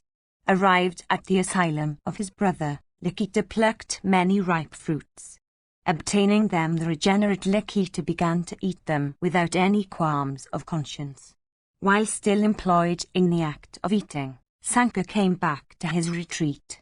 Beholding him eating, Sankha addressed his brother, saying, Whence have these fruits been obtained, and for what reason art thou eating them? Approaching his elder brother and saluting him, Lakita smilingly replied, saying, I have taken them even from this retreat. Filled with great rage, Sankar said unto him, Thou hast committed theft by thyself taking these fruits. Go and approaching the king confess to him what thou hast done. Tell him, O best of kings, I have committed the offence of approaching what was not given to me.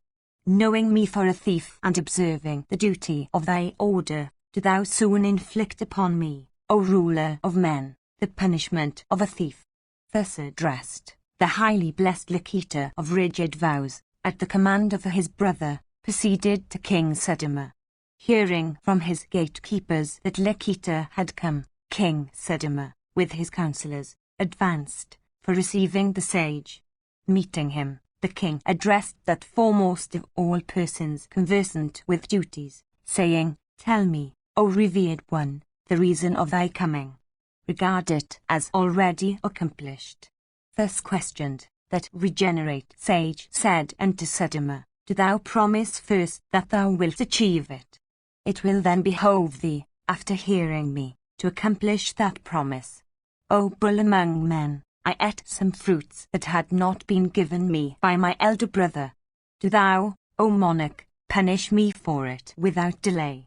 Sudama answered, If the king be regarded as competent to wield the rod of chastisement, he should be regarded, O bull among Brahmanas, as equally competent to pardon. Purified in respect of thy act, O thou of high vows, consider thyself as pardoned. Tell me now what other wishes thou hast. I shall certainly accomplish those commands of thine. Vyasa continued, thus honoured by the high-souled king, the regenerate sage Lakita, however, did not solicit him for any other favour. Then that ruler of the earth caused the two hands of the high-souled Lakita to be cut off, whereupon the latter, bearing the punishment, went away. Returning to his brother Sankar, Lakita, in great affection, said, It behoveth thee now to pardon this wretch that hath been duly punished, for what he did. Sankar said, I am not angry with thee, nor hast thou injured me, O foremost of all persons conversant with duties. Thy virtue, however, had suffered a shock. I have rescued thee from that plight. Proceed without delay to the river Vahuda and gratify duly, with oblations of water, the gods, Rishis and the Bitrus, and never again set thy heart on sin. Hearing these words of Sankar, Lakita performed his ablutions in the sacred stream and set about for commencing the water rite. Upon this, two hands, resembling two lotuses, appeared at the extremities of his stumps. Filled with wonder he came back to his brother and showed him the two hands. Sankar said unto him, All this has been accomplished by me through my penances. Do not be surprised at it. Providence hath been the instrument here. Lakita answered, O thou of great splendour, why didst thou not purify me at first, when, O best of regenerate ones, such was the energy of thy penances? Sankar said, I should not have acted otherwise. I am not thy chastiser. The ruler, who has punished thee, has been himself purified, as also thyself, along with the Pitrus. Vyasa continued, that king, O eldest son of Pandu, became eminent by this act and obtained the highest success like the Lord Daksha himself. Even this is the duty of Kshatriyas, viz., the ruling of subjects. Any other, O monarch, would be regarded as a wrong path for them. Do not give way to grief. O best of all persons conversant with duty, listen to the beneficial words of this thy brother. Wielding the rod of chastisement, O king, is the duty of kings and not the shaving of the head. Section 24. Vaisampayana said, Once more the great sage Krishnadvapayana said these words unto Ajatasattu, the son of Kunti, Let these great Ka warriors of abundant energy of mind, O monarch, let these brothers of thine, O Yudhishthira, the chief of the Bharatas, obtain those wishes of theirs that they cherished while dwelling in the woods. Rule thou the earth, O son of Pritha, like Another, Yaiati, the son of Nuashor. Before now misery was yours while ye dwelt in the woods in the observance of ascetic penances. That misery is ended, O tiger among men. Enjoy happiness, therefore, for some time. Having, O Bharata, earned and enjoyed religious merit and wealth and pleasure for some time with thy brothers, thou mayst then, O king, retire into the woods. Be freed first, O Bharata, from the debt thou owest to persons that may beg of thee, to the Pitris, and to the gods. Thou mayst then, O son of Kunti, practice all the other modes of life that come afterwards. Do thou, O son of Kuru's race, perform the sacrifices of Savamda and Aswamda. Thou shalt then attain, O monarch, to the highest end hereafter. Installing thy brothers also in great sacrifices with plentiful presents to the Brahmanas, thou shalt, O son of Pandu, acquire great fame. There is a saying, O tiger among men and best of the Kurus. Listen to it, for by acting according to it, O king, thou shalt not swerve from virtue. Those men only, O Yudhishthira, whose practices resemble those of robbers, cause a king by their counsels to take to a career of war and victory. 70. That king who, guided by considerations of place and time and moved by an understanding dependent on the scriptures, pardons even a number of robbers, incurs no sin. That king who, realizing his tribute of a sixth, doth not protect his kingdom, taketh the fourth part of the sins of his kingdom. 71. Listen also to that by which a king may not swerve from virtue. By transgressing the scriptures, one incurs sin, while by obeying them one may live fearlessly. That king who, guided by an understanding based upon the scriptures and disregarding lust and wrath, behaves impartially, like a father, towards all his subjects, never incurs sin. O thou of great splendor, if a king, afflicted by destiny, fails to accomplish an act which he should, such failure would not be called a trespass. By force and policy should the king put down his foes. He must not suffer sin to be perpetrated in his kingdom but should cause virtue to be practiced. Brave men, those that are respectable in their practices, they that are virtuous in their acts, they that are possessed of learning, O Yudhishthira, Brahmanas conversant with Vedic texts and rites, and men of wealth, should especially be protected. In determining suits and accomplishing religious acts, they that are possessed of great learning should alone be employed.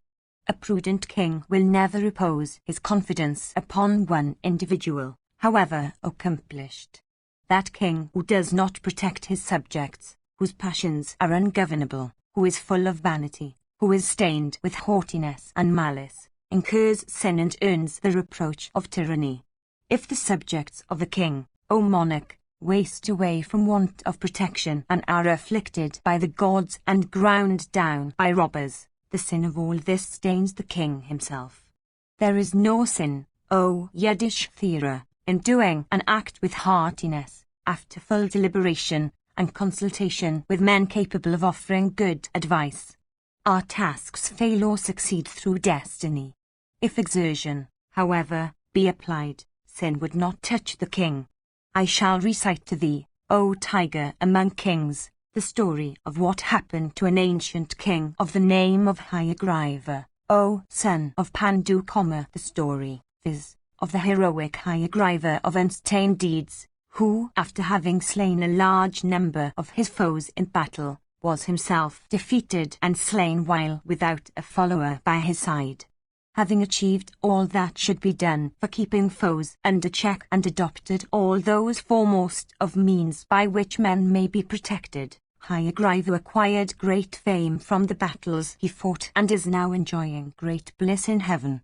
Mangled by robbers with weapons, boldly fighting with them, and casting off his life in battle, the high Sultan Hayagriva, ever attentive to his kingly duties, achieved the object of his life and is now enjoying great bliss in heaven. The bow was his, sacrificial, stake and the bowstring was the cord for tying the victims. Shafts constituted the smaller ladle and the sword the large one, and blood was the clarified butter that he poured. The car was the altar, and the wrath he felt in battle was the fire, and the four foremost of steeds yoked into his vehicle were the four horses.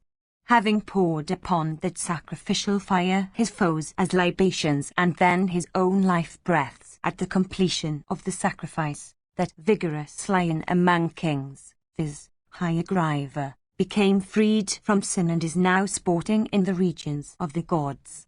Having protected his kingdom with policy and intelligence, the high Sultayagriva, of resigned self and great strength of mind and accustomed to the performance of sacrifices, filled all the worlds with his fame and is now sporting in the region of the gods. 72. Having obtained the merit dependent on the performance of sacrifices, as also every kind of merit that is connected with human affairs, he wielded the rod of chastisement and ruled the earth with vigor and without pride.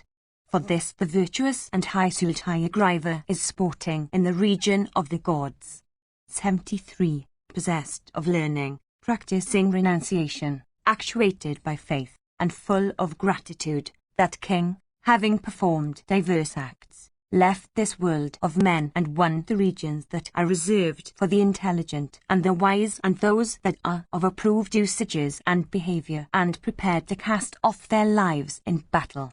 Having studied the Vedas well and the other scriptures also, having ruled his kingdom properly and caused all the four orders to adhere to their respective duties, the high Sultayagriva is sporting in joy in the regions of the gods. Having won many battles and cherished his subjects, having drunk the soma juice in sacrifices and gratified the foremost of Brahmanas with presents, and judiciously wielded the rod of chastisement over those placed under his sway, and at last cast off his life in battle, that king is living happily in heaven. His life was worthy of every praise. Learned and honest men applaud it, deserving as it is of every applause. Having won heaven and acquired the regions reserved for heroes, that high Sult monarch of virtuous deeds became crowned with success. Section 25. Vaisampayana said, hearing the words of the island-born Rishi and seeing Dhananjaya angry, Yudhishthira, the son of Kunti, saluted Vyasa and made the following answer. Yudhishthira said, this earthly sovereignty and the diverse enjoyments appertaining thereto fail to give any joy to my heart. On the other hand, this poignant grief, consequent upon the loss of my kinsman, is eating away its core. Hearing the lamentations of these women who have lost their heroic husbands and children, I fail to attain peace, O sage. Vaisampayana continued, thus addressed the virtuous Vyasa, that foremost of all persons conversant with yoga, possessed of great wisdom and intimately acquainted with the Vedas, said unto Yudhishthira the following words. Vyasa said, no man can acquire anything by his own acts or by sacrifices and worship. No man can give anything to a fellow man. Man acquires everything through time. The Supreme Ordainer has made the course of time the means of acquisition.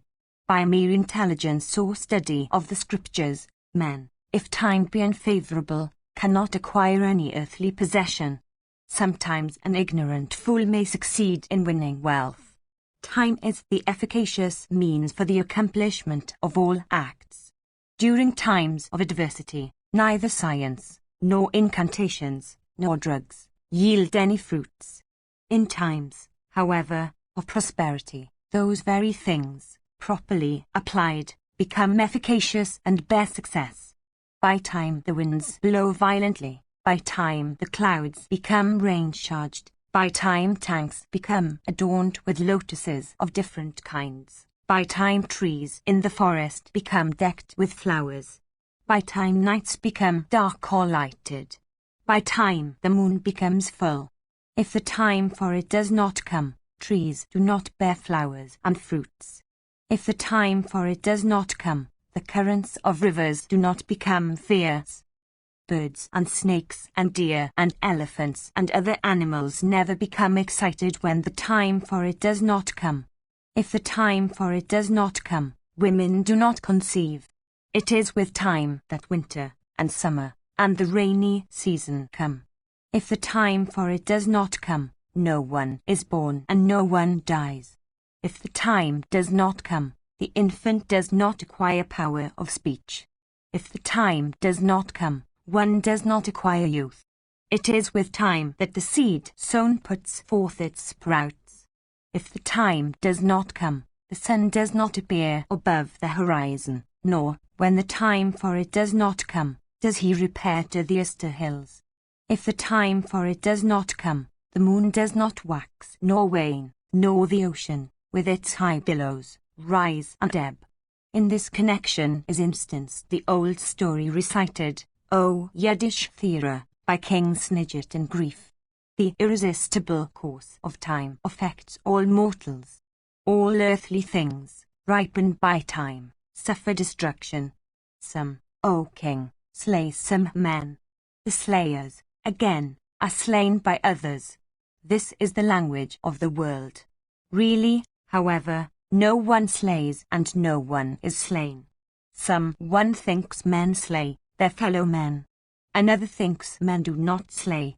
The truth is that the birth and destruction of all creatures have been ordained to happen in consequence of their very nature. Upon the loss of one's wealth or the death of one's wife or son or sire, one cries out, saying, alas, what grief! And dwelling upon that sorrow always enhances it. Why do you, like a foolish person, indulge in grief? Why do you grieve for them that are subject to grief? 74. Behold, grief is increased by indulgence, as fear is by yielding to. This body even is not mine. Nothing in this earth is mine. Or, the things of this earth belong as much to others as to me. The wise, seeing this, do not suffer themselves to be deluded. There are thousands of causes for sorrow, and hundreds of causes for joy.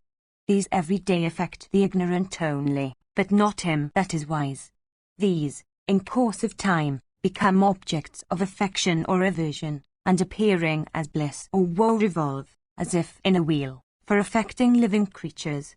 There is only sorrow in this world, but no happiness. It is for this that sorrow only is felt. Indeed, sorrow springs from that affliction called desire, and happiness springs from the affliction called sorrow. Sorrow comes after happiness, and happiness after sorrow. One does not always suffer sorrow or always enjoy happiness. Happiness always ends in sorrow, and sometimes proceeds from sorrow itself. He, therefore, that desires eternal happiness must abandon both. When sorrow must arise upon the expiration of happiness, and happiness upon the expiration of sorrow, one should, for that, cast off, like a snake-bit, limb of one's body, that from which one experiences sorrow, or that heart-burning which is nurtured by sorrow, or that which is the root of his anxiety. 75. Be it happiness or sorrow, be it agreeable or disagreeable, whatever comes should be borne with an unaffected heart.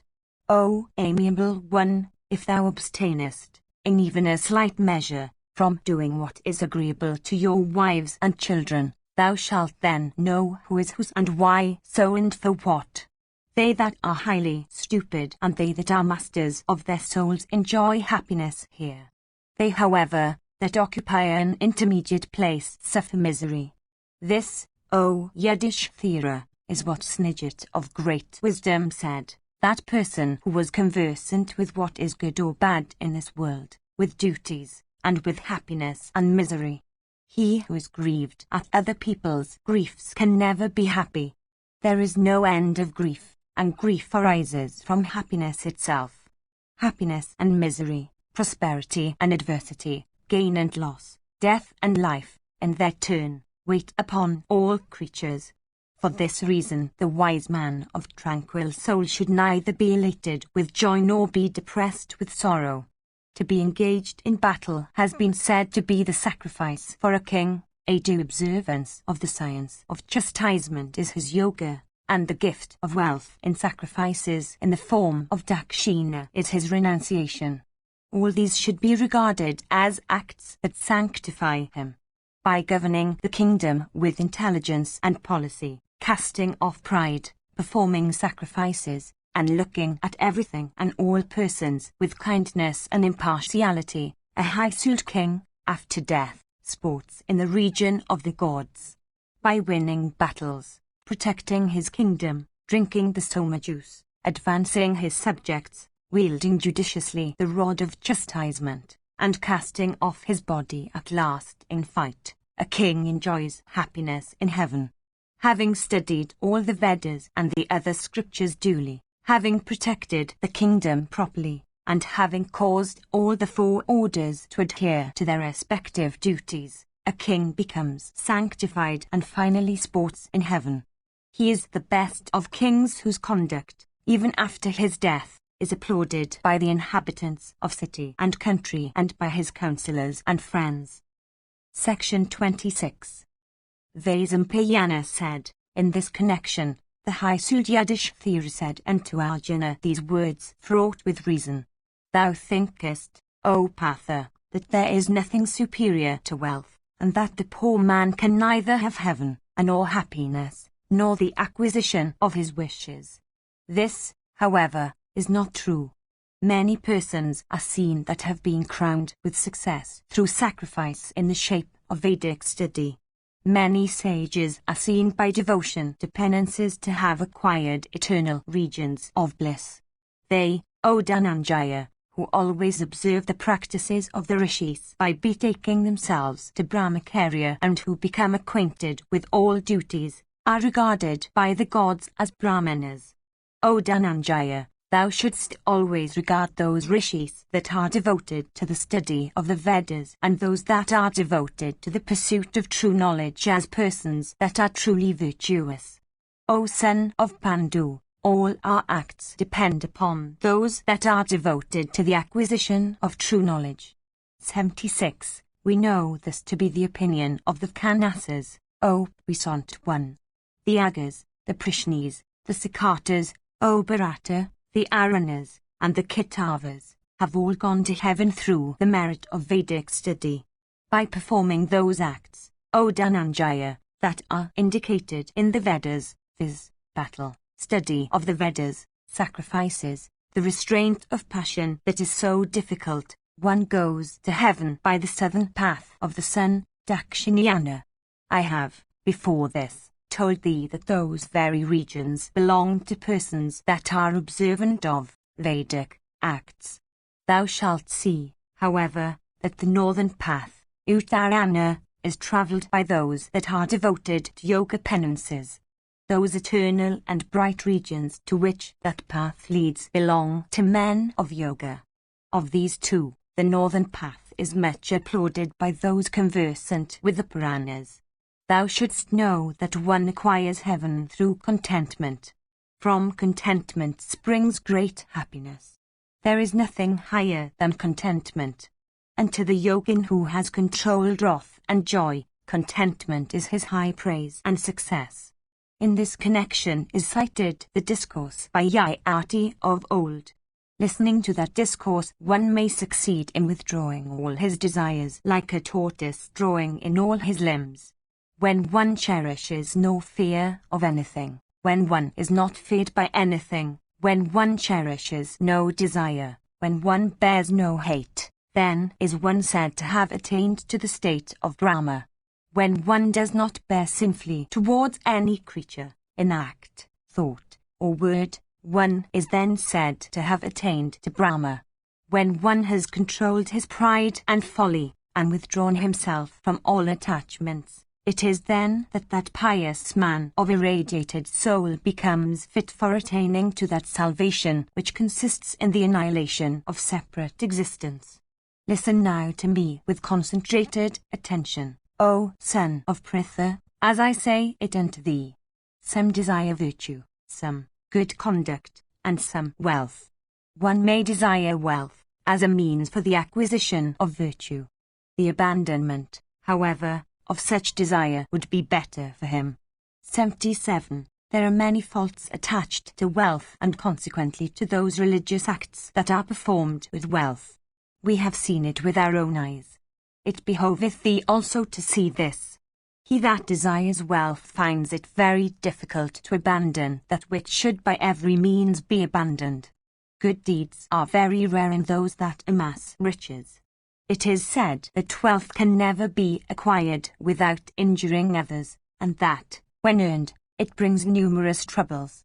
A person of narrow heart, setting at naught the fear of repentance, commits acts of aggression towards others, tempted by even a little wealth, unconscious all the while of the sin of Brahmanicide that he incurs by his acts.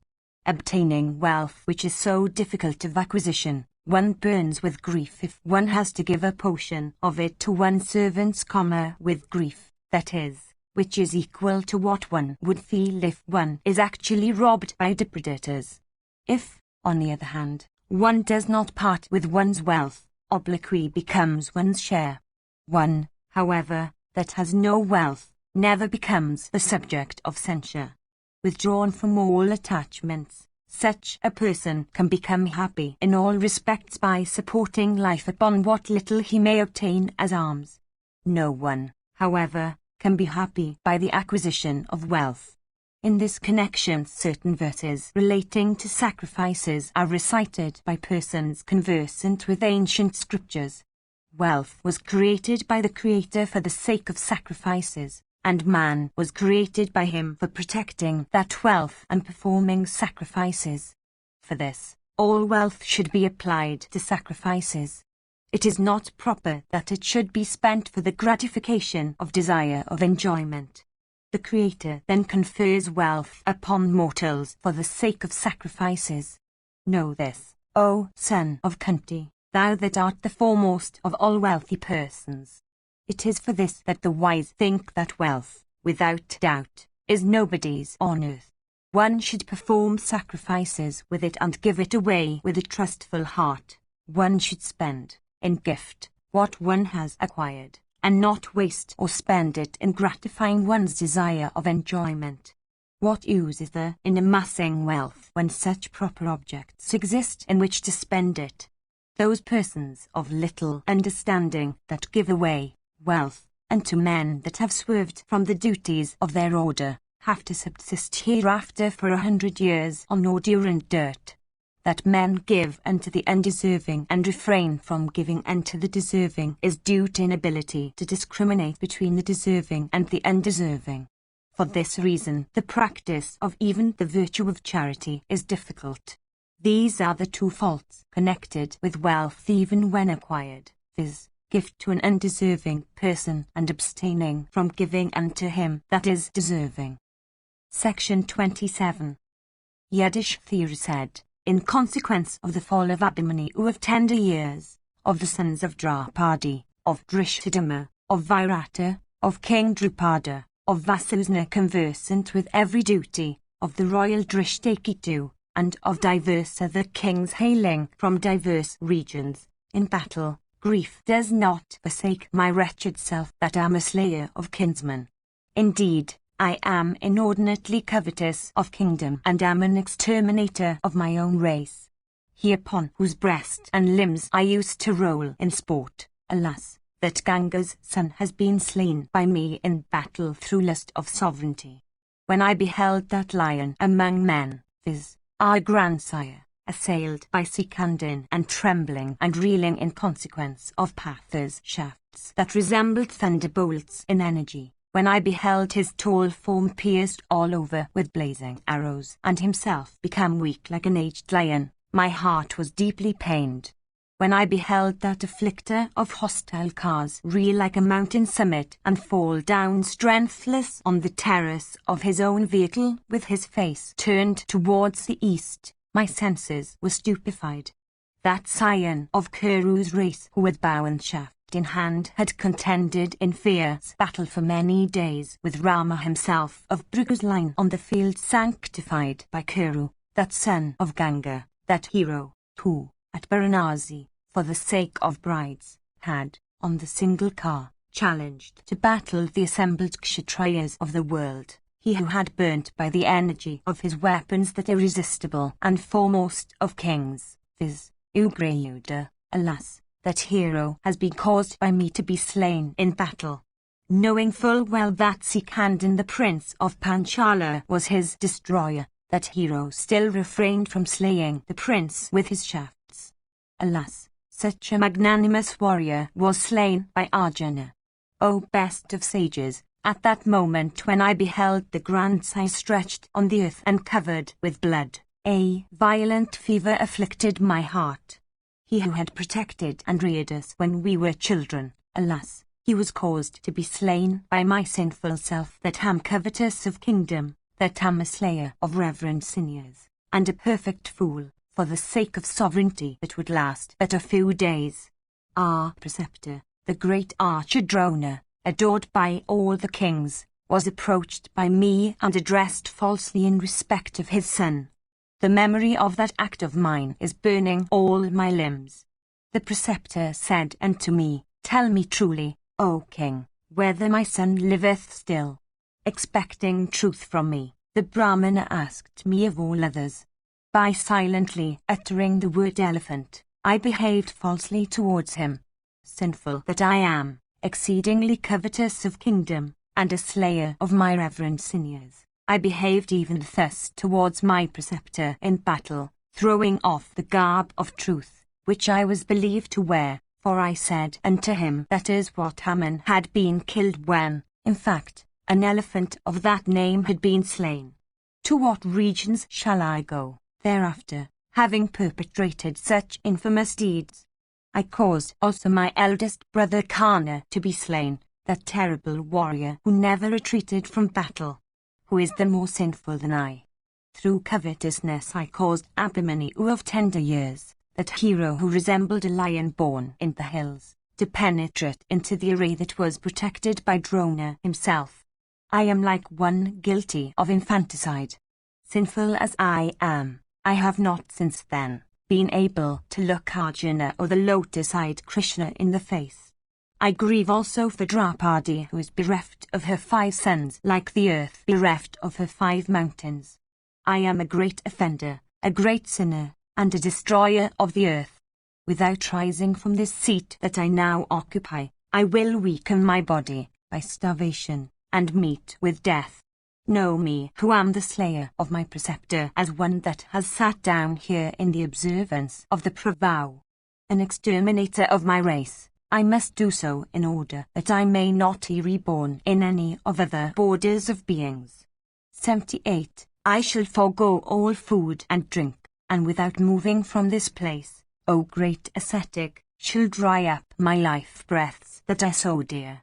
I pray you with humility, grant me permission in this and go whithersoever you please. Let everyone grant me permission.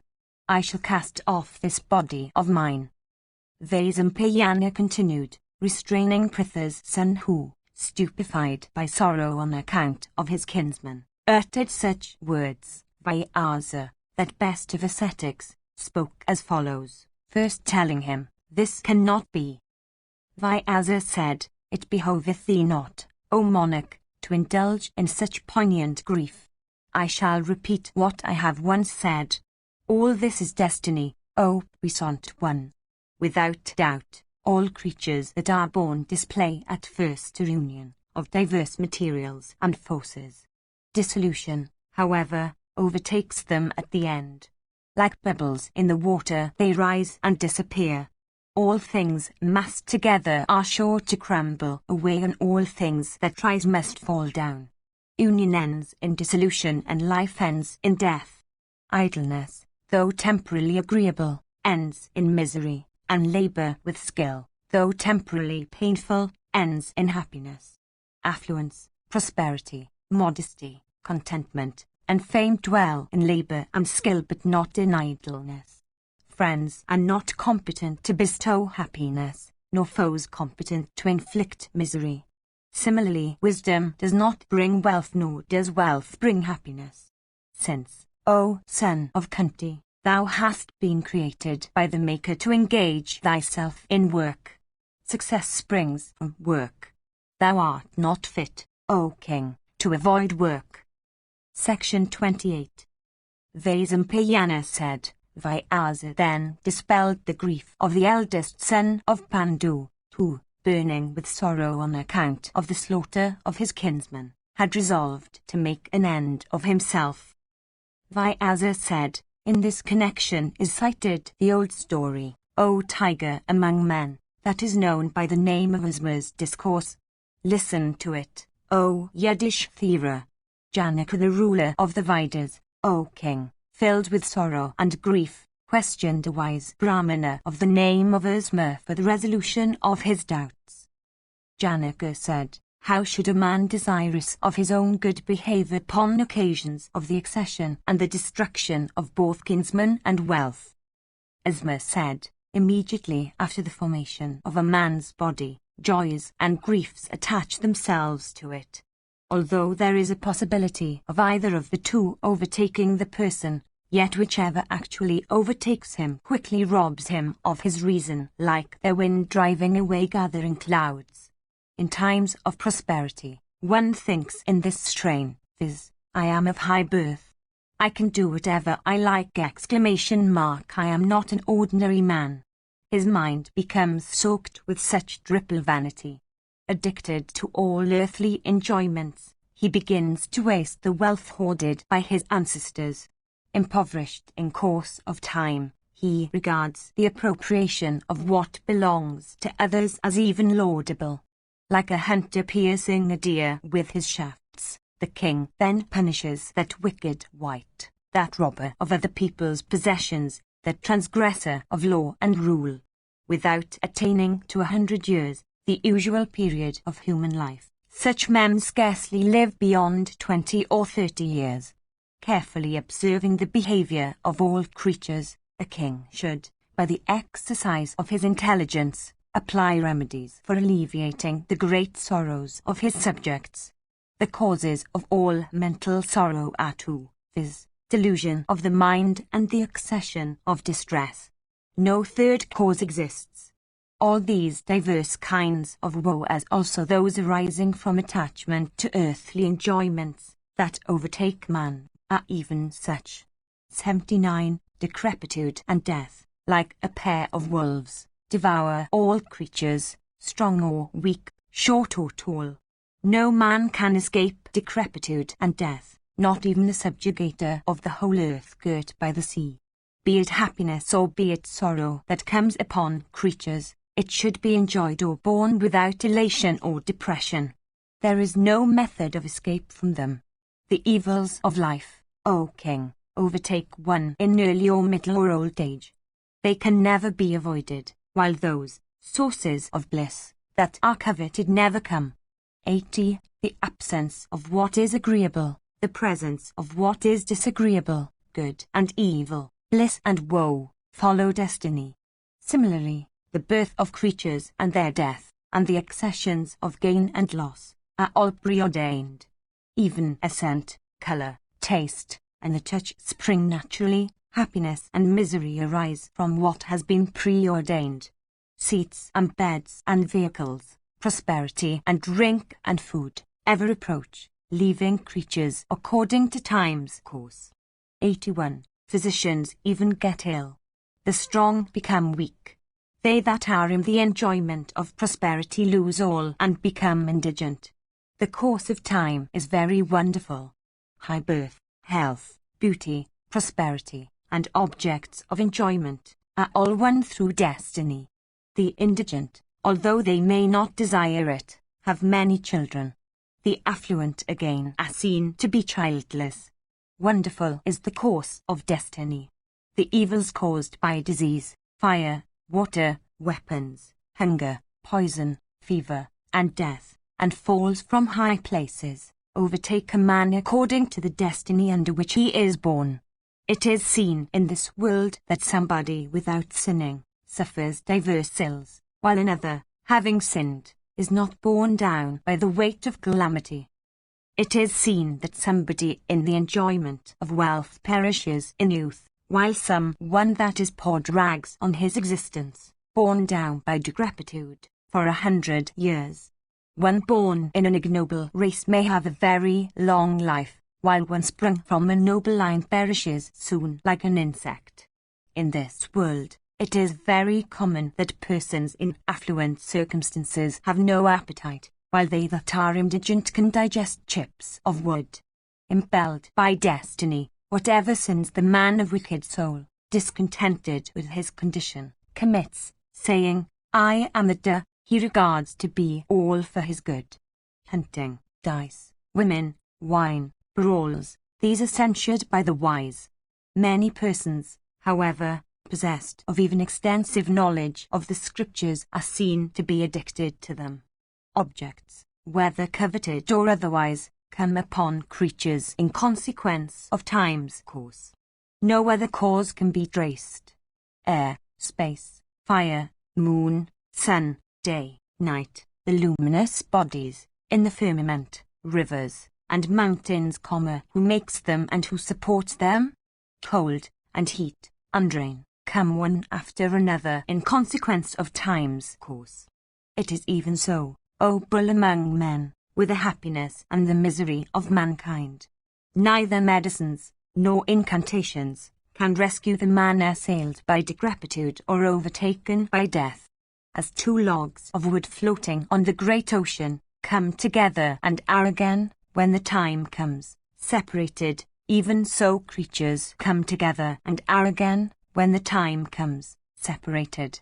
Time acts equally towards those men that are in affluent circumstances and that enjoy the pleasures of song and dance in the company of women, and those helpless men that live upon the food that others supply.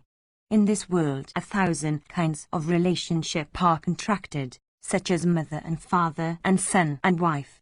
In reality, however, whose are they and whose are we? No one can become anyone's own, nor can anyone become anybody else's own. Our union here with wives and kinsfolk and well-wishers is like that of travellers at a roadside inn. Where am I? Where shall go? Who am I? How come I here? What for and whom I grieve? Reflecting on these questions one obtains tranquility. Life and its environment are constantly revolving like a wheel, and the companionship of those that are dear is transitory. The union with brother, mother, father, and friend is like that of travellers in an inn. Men of knowledge behold, as if with corporeal eyes, the next world that is unseen. Without disregarding the scriptures, one desirous of knowledge should have faith. One possessed of knowledge should perform the rites laid down in respect of the Pythrus and the gods, practice all religious duties, perform sacrifices, judiciously pursue virtue, profit, and pleasure. Alas, no one understands that the world is sinking on the ocean of time that is so very deep, and that is infested with those huge crocodiles called decrepitude and death. Many physicians may be seen afflicted with all the members of their families, although they have carefully studied the science of medicine.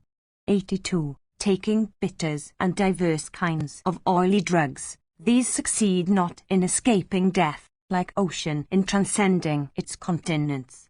Men well versed in chemistry, notwithstanding chemical compounds applied judiciously, are seen to be broken down by decrepitude like trees broken down by elephants. Similarly, persons possessed of ascetic merit, devoted to study of the Vedas, practicing charity, and frequently performing sacrifices, succeed not in escaping decrepitude and death. As regards all creatures that have taken birth, neither years, nor months, nor fortnights, nor days, nor nights, that have once passed, do ever return. Man, whose existence is so transitory, is forced, in course of time, whether he will or not, to come upon this inevitable and broad path that has to be trodden by every creature. 83. Whether the body springs from the creature or the creature springs from the body, one's union, however, with wives and other friends is like that of travellers in an inn. 84. One cannot obtain a lasting companionship with anyone. One cannot obtain such companionship with one's own body. how then it can be had with anyone else? Where, O king, is thy sight today and with thy grand desire? Thou beholdest them not today, and they do not behold thee. O sinless one! No person can see either heaven or hell. The scriptures, however, are the eyes of the virtuous. O king, frame thy conduct according to the scriptures. With pure heart, one should practice first the vow of Brahmacharya and then beget children and then perform sacrifices, for paying off the debt one owes to the Pitris, the gods, and men. Performing sacrifices and engaged in procreating children, after having first observed the vow of Brahmacharya, one who hath wisdom for his eyes, casting off all anxiety of heart, should pay court to heaven, this world, and his own soul. 85. That king bent upon the practice of virtue who strives judiciously for acquiring heaven and earth, and who takes of earthly goods just what is ordained, as the king's share, in the scriptures, wins a reputation that spread over all the worlds and among all creatures, mobile and immobile. The ruler of the Vedas, of clear understanding, having heard these words full of reason, become freed from grief, and taking Isma's leave proceeded towards his abode. O thou of unfading glory, cast off thy grief and rise up. Thou art equal to Sakra himself. Suffer thy soul to be gladdened. The earth has been won by thee in the exercise of Kshatriya duties. Enjoy her, O son of Kunti, and do not disregard my words. Section 29. Vaisampayana said, the foremost of kings, viz., Yudhishthira the son of Dharma, still remaining speechless. Pandu's son Arjuna addressed Krishna and spoke as follows. Arjuna said, this scorcher of foes, viz., Dharma's son, is burning with grief on account of his slaughtered kinsfolk. Comfort him, O Madhava. Once more, O Janardana, all of us have fallen into great danger. It behoveth thee, O mighty armed one, to dispel his grief. Vaisampayana continued, thus addressed by the high Arjuna, the lotus-eyed Govinda of unfading glory turned his face towards the king. Kesava could not by any means be disregarded by Yudhishthira. From the earliest years Govinda was dearer to Yudhishthira than Arjuna himself. Taking up the king's hand adorned with sandal paste and looking like a column of marble, the mighty armed Soran began to speak, gladdening the hearts of all who listened to him. His face, adorned with teeth and eyes that were very beautiful, shone brightly like a full-blown lotus at sunrise. Vasudeva said, do not, O tiger among men, indulge in such grief that emaciates thy body. They who have been slain in this battle will on no account be got back. Those Kshatriyas, O king, that have fallen in this great battle, are even like objects that one acquires in one's dreams and that vanish when one awakes. All of them were heroes and ornaments of battle. They were vanquished while rushing with faces towards their foes. No one amongst them was slain with wounds on the back or while flying away. All of them, having contended with heroes in great battle and having cast off their life breaths then, have, sanctified by weapons, proceeded to heaven. It behoveth thee not to grieve for them. Devoted to the duties of Kshatriyas, possessed of courage, perfectly conversant with the Vedas and their branches, all of them have attained to that blissful end which is obtainable by heroes. It behoveth thee not to grieve for them after hearing of those high-souled lords of the earth, of ancient days, that departed from this world. In this connection is cited the old discourse of Narada before Saranjaya, when the latter was deeply afflicted with grief on account of the death of his son. Narada said, subject to happiness and misery, myself, thyself and all creatures, O Saranjaya, shall have to die. What cause then is the for sorrow? Listen to me as I recite the great blessedness of some ancient kings. Hear me with concentrated attention. Thou shalt then, O king, cast off thy grief. listening to the story of those high-souled lords of the earth, abate thy sorrow. Oh, hear me as I recite their stories to thee in detail. By listening to the charming and delightful history of those kings of ancient times, malignant stars may be propitiated and the period of one's life be increased. We hear, O Srinjaya, that there was a king of the name of Mahabharata who was the son of a Vikshit. Even he fell a prey to death. The gods with Indra and Varuna and Vrihaspati at the head came to sacrifice, called Viswasraj, performed by the titled monarch. 86. Challenging Sakra, the chief of the gods, that king vanquished him in battle. The learned Vrihaspati, from desire of doing good unto Indra, had refused to officiate at Mahabharata's sacrifice. Thereupon Samvata, the younger brother of Vrihaspati, acceded to the king's request. During the rule of that king, O best of monarchs, the earth yielded crops without being tilled and was adorned with diverse kinds of ornaments. In the sacrifice of that king, the Viswadevas sat as courtiers, the Maruts acted as distributors of food and presents, and the high-souled Sadayas were also present. In that sacrifice of Mahabharata, the Maruts drank Soma. The sacrificial presents the king made surpassed, in value, those ever made by the gods, the Gandharvas, and men. When even that king, O Srinjaya, who transcended thee in religious merit, knowledge, renunciation, and affluence, and who was purer than thy son, fell a prey to death, do not grieve for thy son. There was another king of the name of Sahitra the son of Atithi. We hear, O Srinjaya, that even he fell a prey to death. During his rule, Maghava showered gold for 1 whole year upon his kingdom. Obtaining that king for her lord, the earth became in reality, and not in name only as before, Vasumati. 87. The rivers, during the sway of that king, bore golden tortoises, crabs, alligators, sharks, and porpoises, for the adorable Indra, O king, had showered these upon them. Beholding those golden fishes and sharks and tortoises in hundreds and thousands, Atithi's son became filled with wonder. Collecting that vast wealth of gold that covered the earth, Sahitra performed a sacrifice at Kurujantala and gave it away unto the Brahmanas. When that king, O Srinjaya, who transcended thee in the 4 attributes of religious merit, knowledge, renunciation, and affluence, and who was purer than thy son, fell a prey to death, do not grieve for thy son that is dead. Thy son never performed a sacrifice and never made gifts. Knowing this, pacify thy mind and do not give way to grief. 88. We hear also, O Srinjaya, that Vrihadratha, the king of the Angas, fell a prey to death. He gave away 100,000 steeds. 100,000 maidens also, adorned with golden ornaments, he gave away as presents in the sacrifice he performed.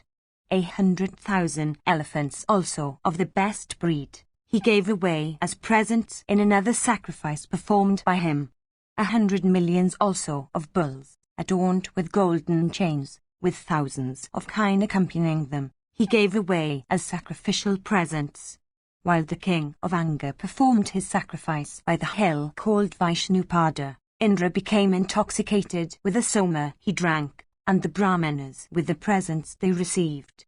In the sacrifices, O monarch, numbering by hundreds, that this king performed of old, the presents he made far surpassed those ever made by the gods, the Gandharvas, and men. No other man was born, or will ever be born, that gave or will give away so much wealth as was given away by the king of the Angas in the 7 sacrifices he performed, each of which was characterized by the consecration of the Soma. 89. When, O Srinjaya, this Vrihadratha even, who was thy superior in the 4 attributes and who was purer than thy son, fell a prey to death, do not grieve for thy son that is dead. We hear also, O Srinjaya, that Sivi, the son of Uznara, fell a prey to death. That king swayed the whole earth as one sways the leathern shield in his hand. riding on a single car that proved victorious in every battle, King Sivi caused the whole earth to resound with the rattle of his wheels and subjugated all monarchs. 90. Uznara's son Sivi gave away, in a sacrifice, all the kine and horses he had, both domestic and wild. The Creator himself thought that no one amongst the kings of the past or the future had or would have the ability to bear the burthen, O Srinjaya, that Uznara's son Sivi, that foremost of kings, that hero who was possessed of prowess equal to that of Indra himself, bore. Do not, therefore, grieve for thy son who never performed any sacrifice nor made any gift. Indeed, O Srinjaya, when Sivi, who was far superior to thee in the 4 attributes and who was purer than thy son, fell a prey to death, do not grieve for thy son that is dead. We hear, O Srinjaya, that the Hysald Bharatu also, the son of Dushmanta and Sikuntala, who had a vast and well-filled treasury, fell a prey to death, devoting 300 horses unto the gods on the banks of the Yamuna, 20 on the banks of the Saraswati, and 14 on the banks of Ganga, that king of great energy, in days of old, performed, in this order, 1,000 horse sacrifices and 100 Rajasuyas. No one amongst the kings of the earth can imitate the great deeds of Bharata, even as no man can, by the might of his arms, soar into the welkin. Erecting numerous sacrificial altars, he gave away innumerable horses and untold wealth unto the sage Kanwa. 91. When even he, O Srinjaya, who was far superior to thee in the 4 attributes and who was purer than thy son, fell a prey to death, do not grieve for thy son that is dead. We hear, O Srinjaya, that Rama also, the son of Dasaratha, fell a prey to death. He always cherished his subjects as if they were the sons of his own loins. In his dominions there were no widows and none that was helpless. Indeed, Rama in governing his kingdom always acted like his father Dasaratha. The clouds, yielding showers seasonably, caused the crops to grow abundantly. During the period of his rule, food was always abundant in his kingdom. No death occurred by drowning or by fire. As long as Rama governed it, there was no fear in his kingdom of any disease. Every man lived for 1,000 years, and every man was blessed with 1,000 children. During the period of Rama's sway, all men were whole and all men attained the fruition of their wishes. The very women did not quarrel with one another. What need then be said of the men? During his rule his subjects were always devoted to virtue. Contented, crowned with fruition in respect of all the objects of their desire, fearless, free, and wedded to the vow of truth, were all the people when Rama governed the kingdom. The trees always bore flowers and fruit and were subject to no accidents. Every cow yielded milk filling a droney to the brim. Having dwelt, in the observance of severe penances, for 4 and 10 years in the woods, Rama performed 10 horse sacrifices of great splendor 92, and to them the freest access was given to all. Possessed of youth, of a dark complexion, with red eyes, he looked like the leader of an elephantine herd. With arms stretching down to his knees and of handsome face, his shoulders were like those of a lion and the might of his arms great. Ascending upon the throne of Ayodhya, he ruled for 10,100 years. When he, O Srinjaya, who transcended thee in the 4 principal attributes and who was purer than thy son, fell a prey to death, do not grieve for thy son that is dead. We hear, O Srinjaya, that King Bhagiratu also died. In one of the sacrifices of that king, intoxicated with the soma he had drunk, Indra, the adorable chastiser of Parka and the chief of the gods, vanquished, by putting forth the might of his arms, many thousands of Asuras. King Bhagirata, in one of the sacrifices he performed, gave away 1,000,000 of maidens adorned with ornaments of gold. Each of those maidens sat upon a car, and unto each car were attached 4 steeds. With each car were 100 elephants, all of the foremost breed and decked with chains of gold. Behind each elephant were 1,000 steeds, and behind each steed 1,000 kine, and behind each cow 1,000 goats and sheep. The river goddess, Ganga, named, from before, Bhagirati, sat upon the lap of this king dwelling near her stream, and from this incident she came to be called Urvasi. 93. The triple-coursed Ganga had agreed to be the daughter of Bhagirata of Ikshvaku's race. That monarch ever engaged in the performance of sacrifices with presents in profusion unto the Brahmanas. 94. When he, O Srinjaya, who transcended thee in respect of the four principal attributes and who was purer than thy son, fell a prey to death, do not grieve for thy son. We hear, O Srinjaya, that the High-Souled Dilipa also fell a prey to death. The Brahmanas loved to recite his innumerable deeds. And one of his great sacrifices that king, with heart fully assenting, gave away the entire earth, abounding with wealth, unto the Brahmanas. In each sacrifice performed by him, the chief priest received as sacrificial fee 1,000 elephants made of gold. In one of his sacrifices, the stake, set up for slaughtering the victims, was made of gold and looked exceedingly beautiful. Discharging the duties assigned to them, the gods, having sacrificed for their chief, used to seek the protection of that king. Upon that golden stake possessed of great effulgence and decked with a ring, 6,000 gods and Gandharvas danced in joy, and Viswavasu himself, in their midst played on his veena the 7 notes according to the rules that regulate their combinations. Such was the character of Viswavasu's music that every creature, whatever he might be, thought that the great Gandharva was playing to him alone. No other monarch could imitate this achievement of King Dilipa. The elephants of that king, intoxicated and adorned with housings of gold, used to lie down on the roads. 95. Those men proceeded to heaven that succeeded in obtaining a sight even of the high-souled King Dilipa, who was ever truthful in speech and whose bow could bear 100 foes equal in energy to 100 anantas. 96. These 3 sounds never ceased in Dilipa's abode, viz., the voice of Vedic recitations, the twang of bows, and cries of let it be given. When he, O Srinjaya, who transcended thee in the 4 principal attributes and who was purer than thy son, fell a prey to death, do not grieve for thy son that is dead. Yuvana's was son mandatory also, O Sanjaya, we have heard, fell a prey to death. The deities named Maruts extracted the child from his sire's stomach through one of its sides, sprung from a quantity of clarified butter that had been sanctified by mantras, and that had by mistake been quaffed by his sire instead of his sire's spouse. Mandatory was born in the stomach of the high-souled Uvanaswa. Possessed of great prosperity, King Mandatory conquered the 3 worlds. Beholding that child of celestial beauty lying on the lap of his sire, the god asked one another, from whom shall this child obtain suck? Then Indra approached him, saying, he shall obtain suck even from me. From this circumstance, the chief of the deities came to call the child by the name of Mandatory. 97. From the nourishment of that high-souled child of Uvanaswa, the finger of Indra, placed in his mouth, began to yield the jet of milk.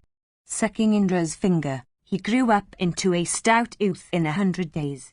In 12 days he looked like one of 12 years.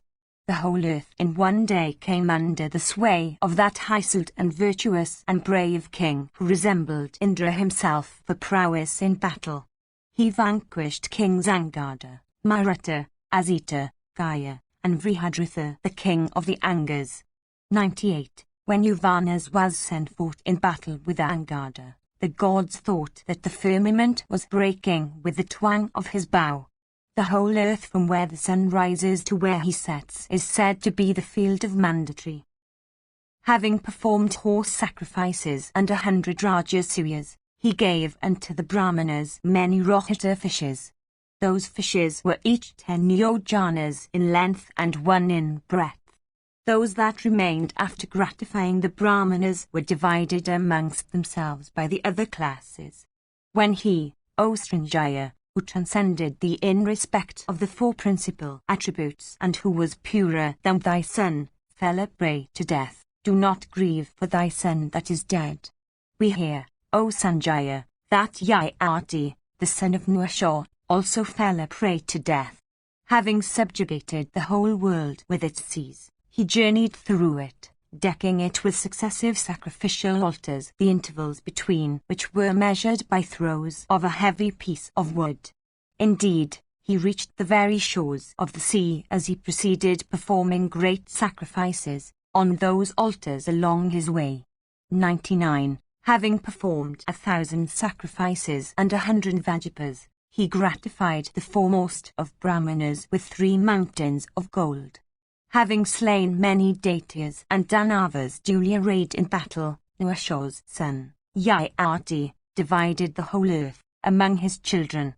At last, discarding his other sons headed by Yadu and Rahu, he installed his youngest son, Puru, on his throne and then entered the woods accompanied by his wife. When he, O Srinjaya, who far surpassed thee in the four principal attributes and who was purer than thy son, fell a prey to death, do not grieve for thy son that is dead. We hear, O Srinjaya, that Amvarisha also, the son of Nabhaga, fell a prey to death. That protector of the world and foremost of kings was regarded by his subjects as the embodiment of virtue. That monarch, in one of his sacrifices, assigned to the Brahmanas, for waiting upon them, 1,000,000 of kings who had themselves performed thousands of sacrifices each. Men of piety praised Amvarisha, the son of Nabhaga, saying that such feats had never been achieved before nor would their like be achieved in the future. 100. Those hundreds upon hundreds and thousands upon thousands of kings that had at the command of Amvarisha waited at his sacrifices upon the Brahmanas that came there, became, through Amvarisha's merits, crowned with the fruits of the horse sacrifice, and followed their lord by the southern path, to regions of brightness and bliss. When he, O Srinjaya, who far surpassed thee in the four principal attributes and who was purer than thy son, fell a prey to death, do not grieve for thy child that is dead. We hear, O Srinjaya, that Sasavindu also, the son of Chitrasana, fell a prey to death. That Hysult king had 100,000 wives, and 1,000,000 of sons. All of them used to wear golden armor, and all of them were excellent bowmen. Each of those princes married 100 princesses, and each princess brought 100 elephants. With each of those elephants were 100 cars. With each car were 100 steeds, all of good breed and all decked with trappings of gold. With each steed were 100 kine, and with each cow were 100 sheep and goats.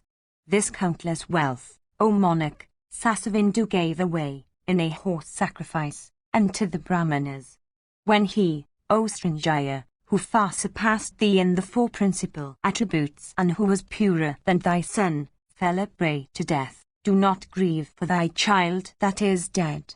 We hear, O Srinjaya, that Gaya also, the son of Amurtaras, fell a prey to death. For 100 years, that king subsisted upon the remains of sacrificial food. Pleased with such devotion, Agni desired to give him boons. The boons solicited by Gaya were, let my wealth be inexhaustible even if I give ceaselessly. Let my regard for virtue exist forever. Let my heart ever take pleasure in truth, through thy grace, O eater of sacrificial libations. It hath been heard by us that King Gaya obtained all those wishes from Agni. On days of the new moon, on those of the full moon, and on every 4th month, for 1,000 years, Gaya repeatedly performed the horse sacrifice. Rising, at the completion of every sacrifice, he gave away 100,000 kine and hundreds of mules, unto the Brahmanas, during this period. That bull among men gratified the gods with soma, the Brahmanas with wealth, the Baitrus with swada, and the women with the accomplishment of all their wishes. In his great horse sacrifice, King Gaia caused a golden ground to be made, measuring 100 cubits in length and 50 in breadth, and gave it away as the sacrificial fee. That foremost of men, viz., Gaia, the son of Amritaras, gave away as many kine as there are sand grains, O king, in the river Ganga. When he, O Srinjaya, who far surpassed thee in the four principal attributes and who was purer than thy son, fell a prey to death, do not grieve for thy son that is dead. We hear, O Srinjaya, that Socrates' son Rantideva also fell a prey to death. Having undergone the ostrest of penances and adored him with great reverence, he obtained these boons from Sakura, having solicited them, saying, let us have abundant food and numerous guests. Let not my faith sustain any diminution, and let us not have to ask anything of any person. The animals, both domestic and wild, slaughtered in his sacrifice, used to come to him, viz., the high Suldrantidiva of rigid vows and great fame, of their own accord. The secretions that flowed from the skins of the animals, slaughtered in his sacrifices, produced a mighty and celebrated river which to this day is known by the name of Chamanwati. King Rantideva used to make gifts unto the Brahmanas in an extensive enclosure. When the king said, unto thee I give 100 nishkas, unto thee I give 100, the Brahmanas, without accepting what was offered, made a noise, expressive of refusal. When, however, the king would say, I give 1,000 nishkas, the gifts were all accepted. All the vessels and plates, in Rantideva's palace, for holding food and other articles, all the jugs and pots, the pans and plates and cups, were of gold. On those nights during which the guests used to live in Rantideva's abode, 20,100 kine had to be slaughtered. Yet even on such occasions, the cooks, decked in earrings, used to proclaim, amongst those that sat down to supper, there is abundant soup, take as much as ye wish, but of flesh we have not as much today as on former occasions. When he, O Srinjaya, who far surpassed thee in the four principal attributes and who was purer than thy son, fell a prey to death, do not grieve for thy son that is dead. We hear, O Srinjaya, that the Sagara also fell a prey to death. He was of Ikshvaku's race, a tiger among men, and of superhuman prowess. 60,000 suns used to walk behind him, like myriads upon myriads of stars waiting upon the moon in the cloudless firmament of autumn. His sway extended over the whole of this earth. 101. He gratified the gods by performing 1,000 horse sacrifices. He gave away unto deserving Brahmanas palatial mansions with columns of gold and other parts, made entirely of that precious metal, containing costly beds and bevies of beautiful ladies with eyes resembling petals of the lotus, and divers other kinds of valuable objects. At his command, the Brahmanas divided those gifts among themselves. Through anger that king caused the earth to be excavated, whereupon she came to have the ocean on her bosom, and for this, the ocean has come to be called Sagara after his name. When he, O Srinjaya, who far surpassed thee in the four principal attributes and who was purer than thy son, fell a prey to death, do not grieve for thy son that is dead. We hear, O Srinjaya, that King Prithu also, the son of Vena, fell a prey to death. The great rishis, assembling together in the great forest, installed him in the sovereignty of the earth. And because it was thought that he would advance all mankind, he was, for that reason, called Prithu, the advancer. And because also he protected people from injuries, Kshata, he was, for that reason, called a Kshatriya, protector from injuries. Beholding Prithu the son of Vena, all the creatures of the earth exclaimed, we have been lovingly attached to him. From this circumstance of the loving attachment to him of all creatures, he came to be called a Raja, one that can inspire attachment. The earth, during his sway, yielded crops without being tilled. Every leaf that the trees had bore honey, and every cow yielded a jugful of milk. All men were hale and all their wishes used to be crowned with fruition. They had no fear of any kind. They used to live, as they pleased, in fields or in sheltered houses. When Prithu desired to go over the sea, the waters became solidified. The rivers also never swelled up when he had to cross them but remained perfectly calm. The standard on his car moved freely everywhere, without being obstructed by any impediment. King Prithu, in one of his grand horse sacrifices, gave away unto the Brahmanas 21 mountains of gold, each measuring 3 nalwas. 102, when he, O Srinjaya, who far surpassed thee in the 4 principal attributes and who was purer than thy son, fell a prey to death, do not grieve for thy son that is dead. Upon what, O Srinjaya, dost thou reflect in silence? It seems, O king, that thou hearest not these words of mine. If thou hast not heard them, then this discourse of mine has been a fruitless rhapsody, like medicine or diet, to a person on the point of death.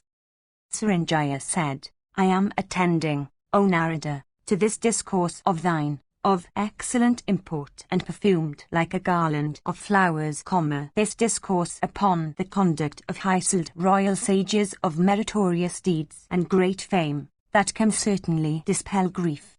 Thy discourse, O great sage, has not been a fruitless rhapsody. I have been freed from grief at thy very sight. Like one never satiated with drinking nectar, I am not satiated with thy words. O thou of true sight, if thou, O Lord, be inclined to show thy grace towards this person burning on account of the death of his son, then that son, through that grace of thine, is sure to be revived and to mingle once more with me in this life. Narada said, I will give back to thee that son of thine, named Shubhanashthavan, whom Parvata gave thee and who has been bereft of life, of the splendor of gold. That child shall have 1,000 years. Section 30. Yudhishthira said, how did the son of Srinjaya become Shubhanashthavan? 103. Why also did Parvata give Srinjaya a child? And why did he die? When the lives of all men in those days extended for 1,000 years, why did Srinjaya's son die in infancy? Or was he in name only Shubhanashthavan? How also did he come to be so? I desire to know all this. Krishna said, I will recite to thee, O king, the facts as they happened. There are 2 rishis, the foremost ones in the world, named Narada and Parvata. Narada is the maternal uncle and Parvata is his sister's son. With cheerful hearts, the uncle Narada and the nephew Parvata had, in days of old, O king, left heaven for a pleasant ramble on earth for tasting clarified butter and rice. Both of them, possessed of great ascetic merit, wandered over the earth, subsisting on food taken by human beings. Filled with joy and entertaining great affection for each other, they entered into a compact that, whatever wish, good or bad, would be entertained by one should be disclosed to the other, but on the event of one of them acting otherwise, he should be subject to the other's curse. Agreeing to that understanding, those 2 great rishis, adored of all the worlds, repaired to King Srinjaya, the son of Satya, and said unto him, we too, for thy good, shall dwell with thee for a few days. O Lord of earth, do thou attend to all our wants duly. The king, saying, so be it, set himself to attend upon them hospitably. After a while, one day, the king, filled with joy, introduced to those illustrious ascetics his daughter of the fairest complexion, saying, this my daughter will wait upon you both. Bright as the filaments of the lotus, she is beautiful and of faultless limbs, accomplished and of sweet manners, and is called Sukumari by name. Very well, said the rishis in reply, upon which the king directed his daughter, telling her, O child, attend upon these 2 brahmanas as thou wouldest upon the gods or thy sire. The virtuous princess, saying, "So be it," began to attend upon them in obedience to her father's behest. Her dutiful services and her unrivaled beauty very soon inspired Narada with a tender flame towards her. That tender sentiment began to grow in the heart of the illustrious saint like the moon gradually waxing on the accession of the lighted fortnight. The virtuous Narada, however, overwhelmed by shame, could not disclose that burning attachment to his sister's son, the high-souled Parvata. By his ascetic power, as also by signs, Parvata understood all. Inflamed with rage, the latter thereupon resolved to curse the love-afflicted Narada. And he said, "Having of thy own accord made a compact with me that, whatever wish, good or bad, would be cherished by either of us should be disclosed to the other, thou hast violated it. These were thy own words, O Brahmana. It is for this that I shall curse thee. Thou didst not tell me before that thy heart has been pierced by the charms of the maiden Sukumari. It is for this that I shall curse thee. Thou art a Brahmacharin. Thou art my preceptor. Thou art an ascetic and a Brahmana. Yet hast thou broken the compact thou hadst made with me. Fitted with rage I shall, for this, curse even thee. Listen to me. This Sukumari shall, without doubt, become thy wife.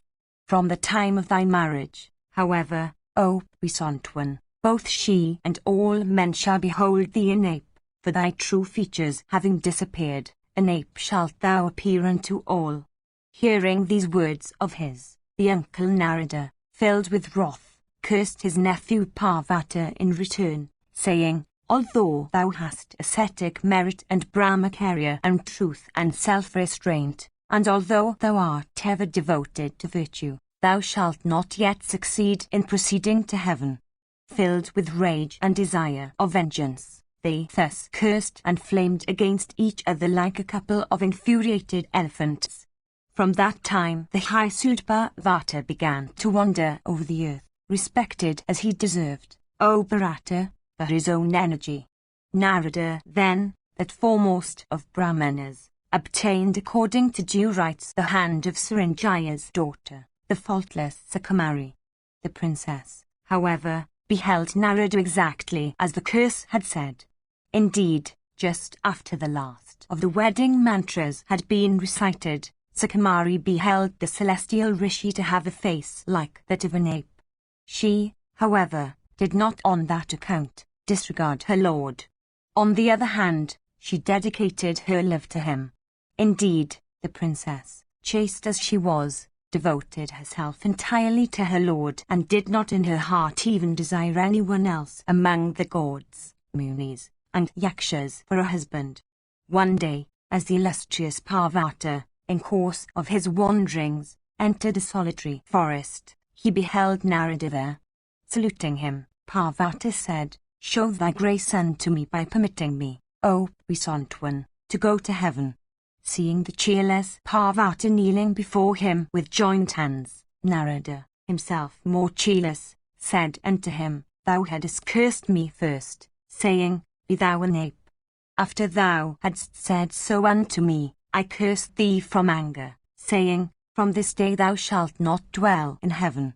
It was not well of thee, since thou art like a son unto me." The two saints then freed each other from their mutual curses. Beholding her husband possessed of celestial form and blazing with beauty, Sukumari fled from him, taking him to be somebody other than her lord. Seeing the beautiful princess flying away from her lord, Parvata addressed her, saying, "This one is even thy husband. Do not entertain any scruple. This one is the illustrious and puissant Rishi Narada, that foremost of virtuous persons. He is thy lord, of one soul with thee. Do not have any doubt." Assured in diverse ways by the high Parvata and informed also of the curse on her lord, the princess regained her equanimity. Then Parvata proceeded to heaven and Narada to his home. Vasudeva continued, "The illustrious Rishi Narada, who was himself an actor in this matter, is here. O best of men, asked by thee, he will tell thee everything that happened." Section 31. Vaisampayana said, the royal son of Pandu then addressed Narada, saying, O Holy One, I desire to hear of the birth of the child whose excreta were gold. Thus addressed by King Yudhishthira the Just, the sage Narada began to narrate to him all that had occurred in connection with that child of golden excreta. Narada said, It is even so, O thou of mighty arms, as Kusavahir hath said. Asked by thee, I shall now recite the portion that remains of this story. Myself, and my sister's son, the great ascetic Parvata, came, on one occasion, unto Saranjaya, that foremost of all victorious kings, for dwelling with him, honoured by him with due rights, and with every wish of ours gratified, we took up our residence in his abode. After the season of rains had gone, and when the time came for our own departure, Parvata said unto me those words of grave import suitable to the hour. We have, O Brahmana, dwelt in the abode of this king for some time, highly honoured by him. Think of what return we should make. I then, O monarch, addressed Parvata of blessed aspect, saying, O nephew, this becomes thee, and, O thou of great power, all this depends upon thyself. Through thy boons let the king be made happy, and let him obtain his wishes. Or, if thou choosest, let him be crowned with success through the ascetic merits of both of us. After this, Parvata, having called King Srinjaya, that foremost of victorious persons, said unto him these words, O bull of Kuru's race, we have been exceedingly gratified, O king, with thy hospitable attentions given to us with every sincerity. With our permission, O foremost of men, think of the boon thou shouldst solicit. Let the boon, however, be such that it may not imply enmity to the gods or destruction to men. Accept then, O king, a boon, for thou deservest one as we think. Hearing these words, Saranjaya replied, If ye have been gratified with me, my object then has been gained, for that of itself has been my greatest gain, and that is regarded by me as the fruition of all my desire. And to Saranjaya, who said so, Parvata again said, Solicit, O king, the fruition of that wish which thou art cherishing in thy heart for a long time. Saranjaya answered, I desire a son that shall be heroic and possessed of great energy, firm in his vows and of long life, highly blessed and possessed of splendor equal to that of the chief himself of the deities. At this, Parvata said, This thy desire shall be fulfilled. Thy child, however, shall not be long-lived, for thy wish for such a son is even for prevailing over the chief of the gods. Thy son shall be known by the name of Shubhanashthivan. He shall be possessed of splendor like that of the chief of the gods, but take care to protect him always from that deity. Hearing these words of the high-souled Parvata, Saranjaya began to beseech that saint for ordaining otherwise, saying, Let my son be long-lived, O moon, through thy ascetic merit. Parvata, however, said nothing, through partiality for Indra. Beholding the king very cheerless, I said unto him, Think of me, O king, in thy distress, and I shall promise to come when thought of by thee.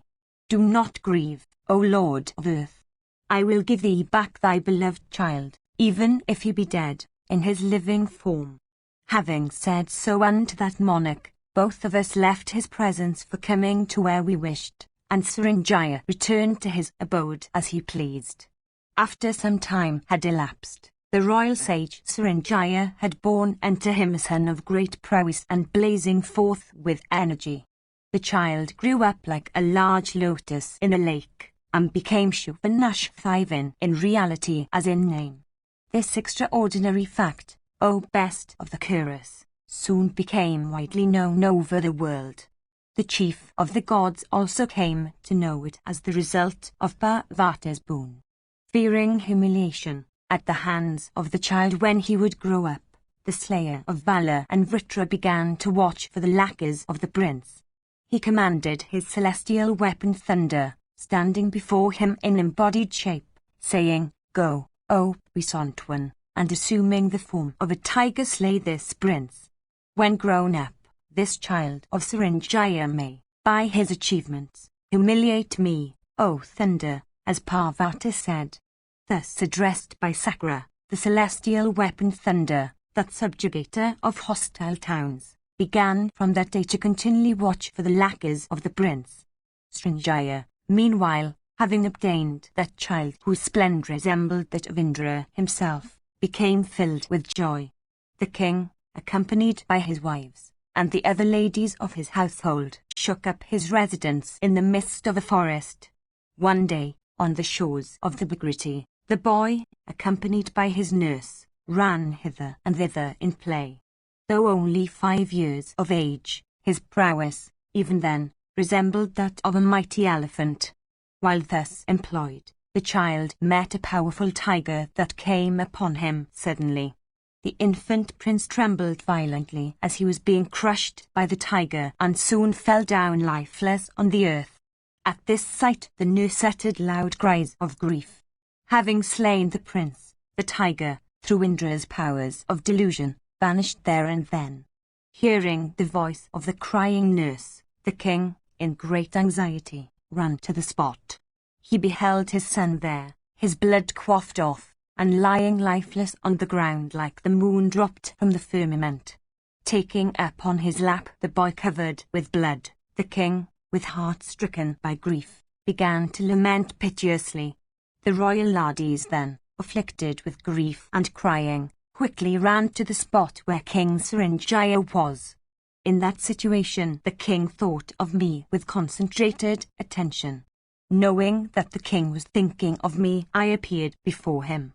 Stricken with grief as the king was, I recited to him all those stories, O monarch, that hero of Yadu's race has already recited to thee.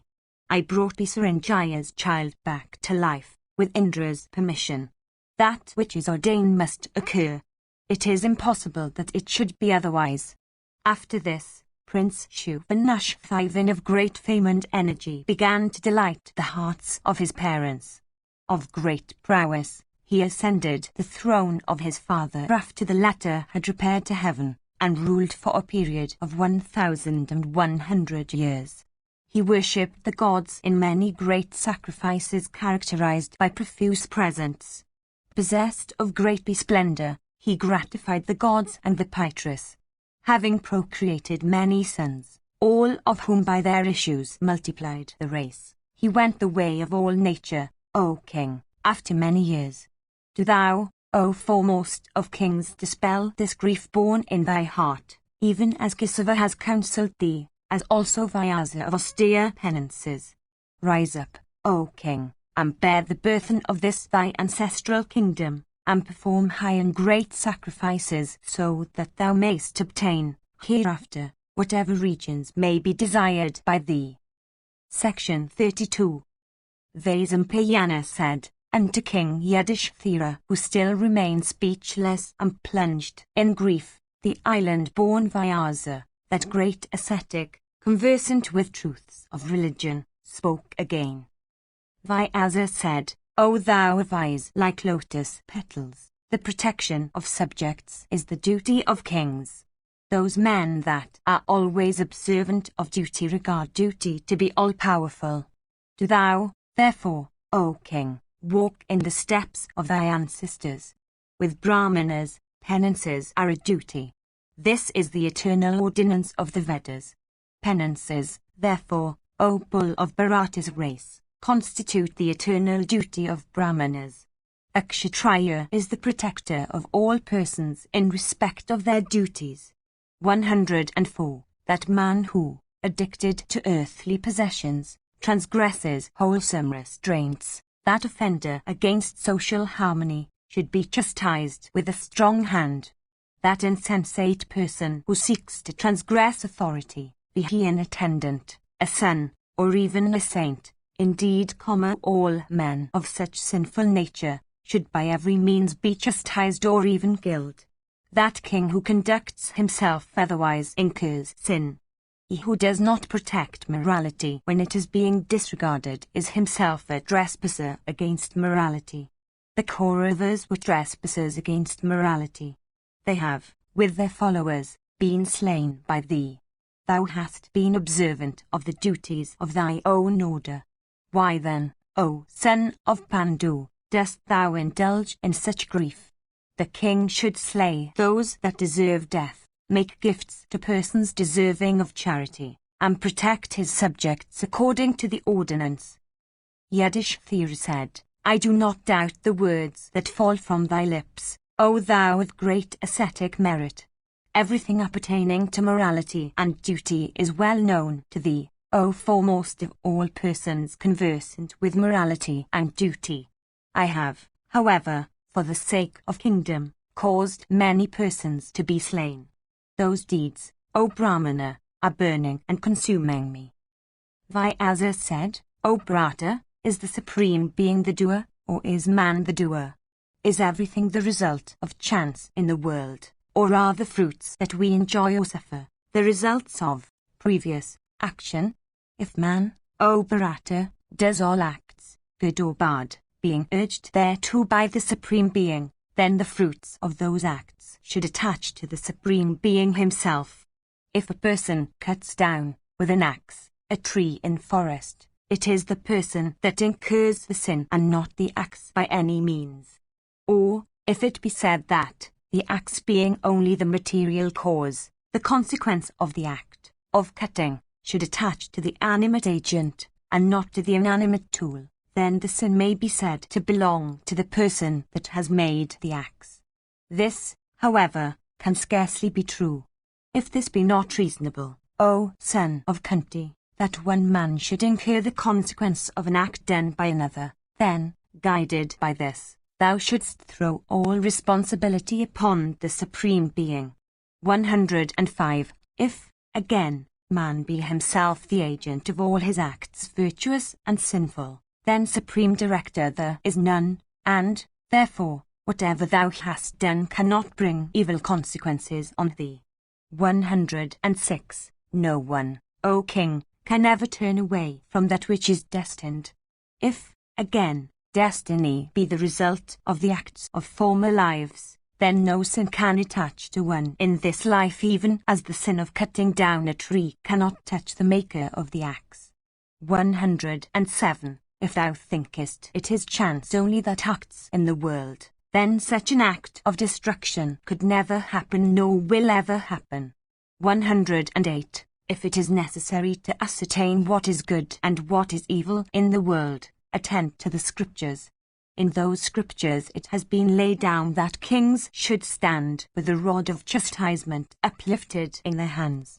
I think, O Bharata, that acts, good and bad, are continually revolving here as a wheel, and men obtain the fruits of those acts, good or bad, that they do. One sinful act proceeds from another. Therefore, O tiger among kings, avoid all evil acts and do not thus set thy heart upon grief. Thou shouldst adhere, O Bharata, to the duties, even if reproachable, of thy own order.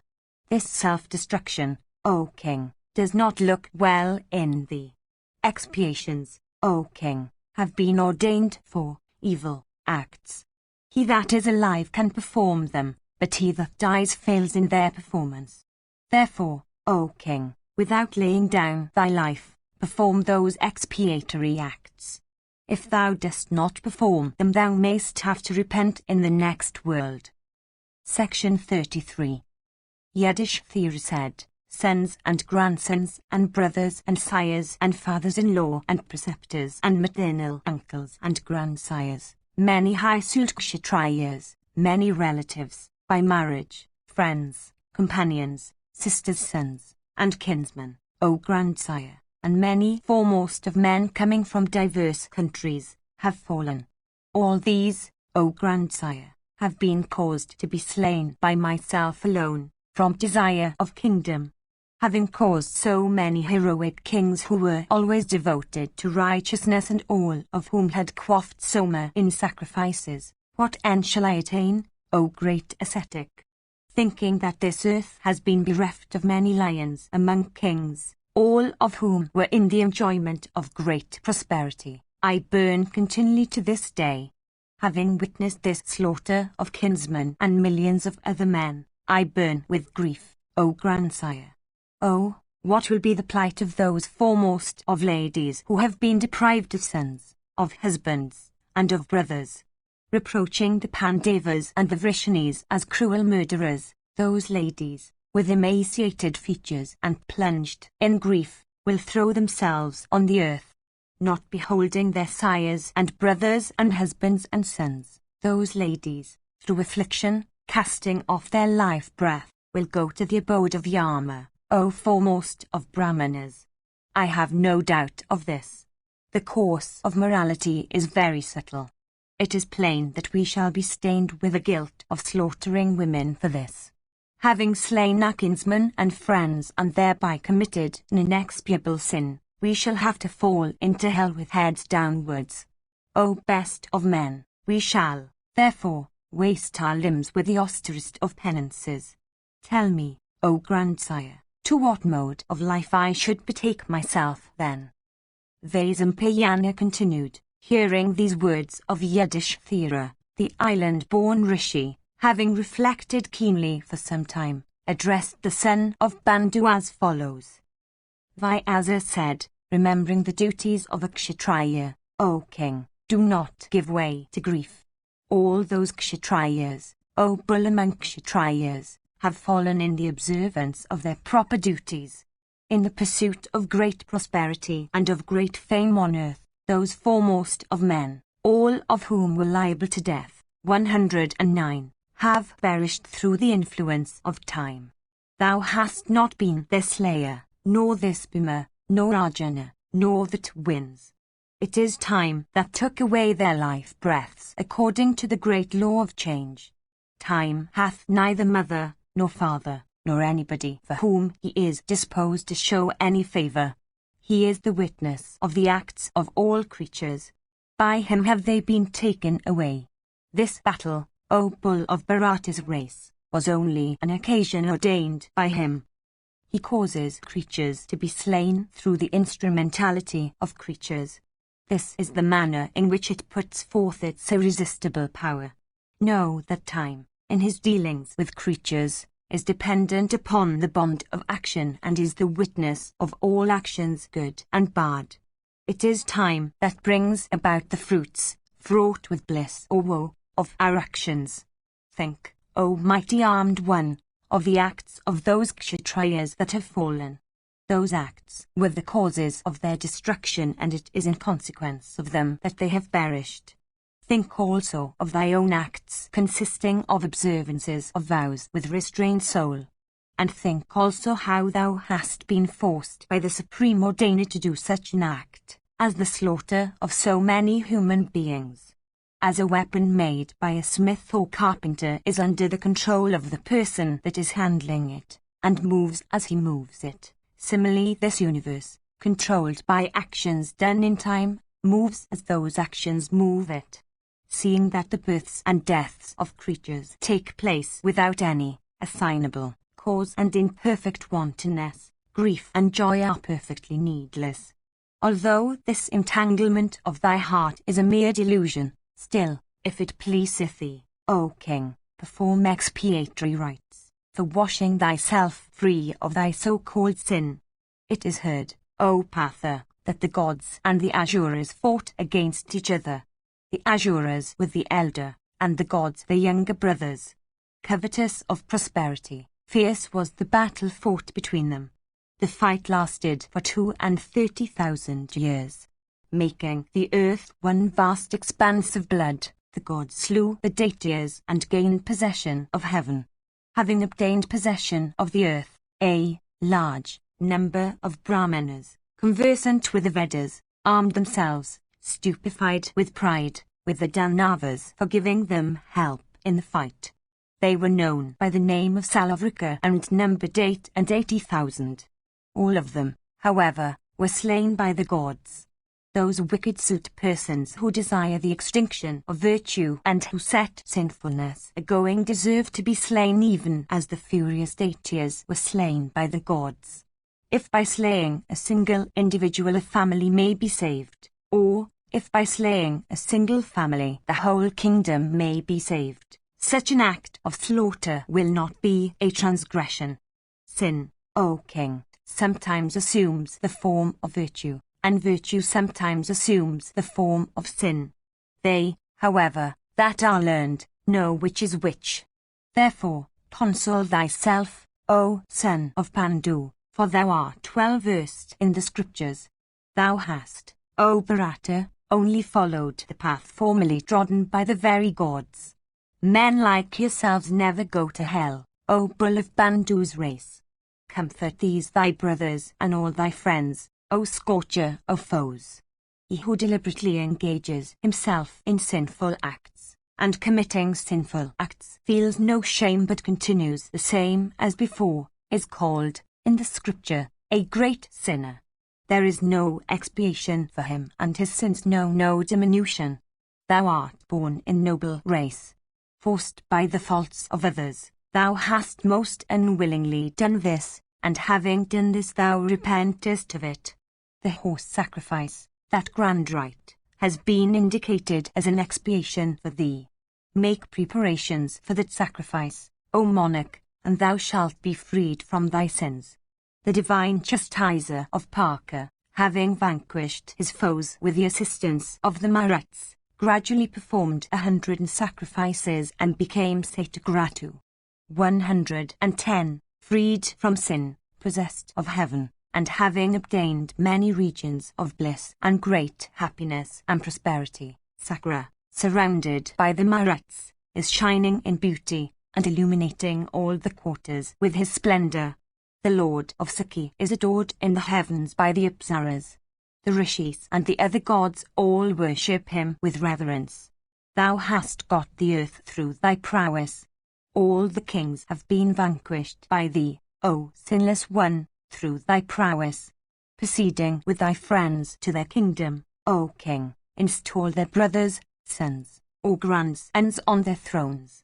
Behaving with kindness towards even the children in the womb, make thy subjects glad and happy, and rule the earth. Install on their thrones the daughters of those that have no sons. Women are fond of pleasure and power. Through this means they will cast off their sorrows and become happy. Having comforted the whole empire in this way, O Bharata, adore the gods in a horse sacrifice as the virtuous Indra did in days of old. It is not proper for us to grieve for those high Kshatriyas, O bull of thy order, that have fallen in battle. Stupefied by the power of the destroyer, they have perished in the observance of the duties of their own order. Thou hast discharged the duties of a Kshatriya and obtained the earth without a thorn in it.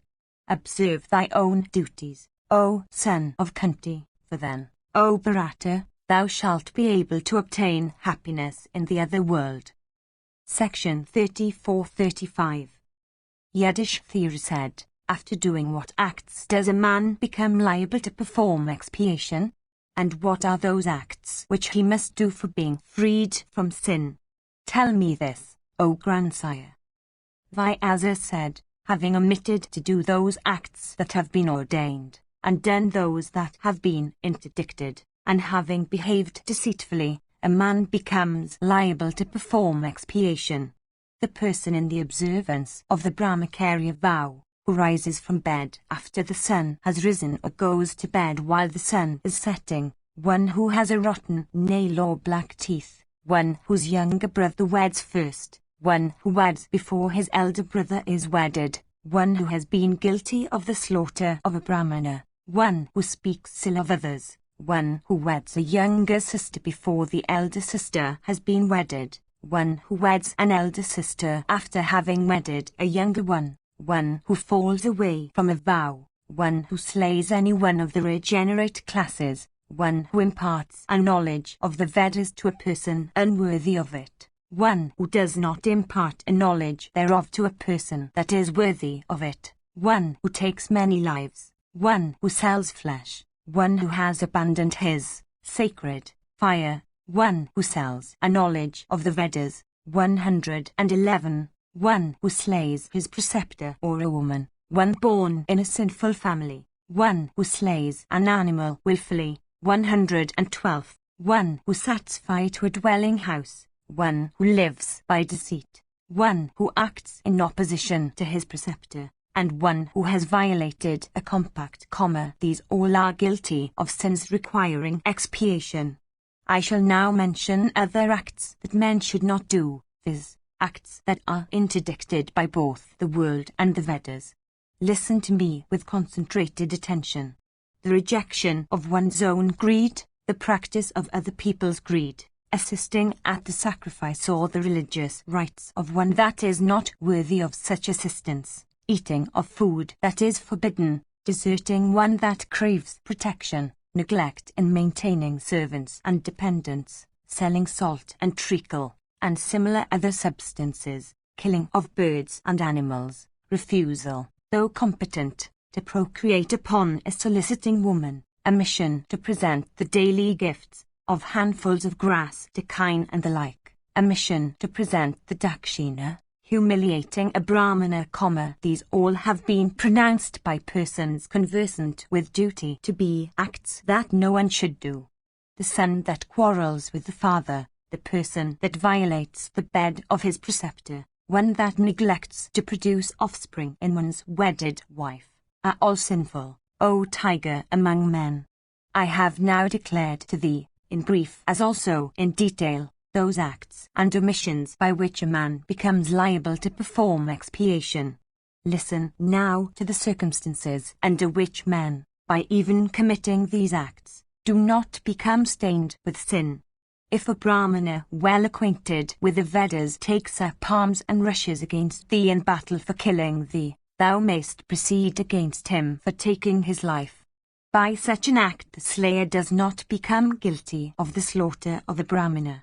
113. There is a mantra in the Vedas, O son of Kunti, that lays this down: I declare unto thee only those practices that are sanctioned by the authority of the Vedas. One who slays a Brahmana that has fallen away from his own duties and that advances, weapon in hand, with intent to slaughter, does not truly become the slayer of a Brahmana. In such a case it is the wrath of the slayer that proceeds against the wrath of the slain. A person, by drinking alcoholic stimulants in ignorance or upon the advice of a virtuous physician when his life is at peril, should have the regenerating ceremonies performed once more in his case. All that I have told thee, O son of Kunti, about the eating of interdicted food, may be cleansed by such expiatory rites. Connection with the preceptor's wife at the preceptor's command does not stain the pupil. The sage Udalaka caused his son Swetaketu to be begotten by a disciple. A person by committing theft for the sake of his preceptor in a season of distress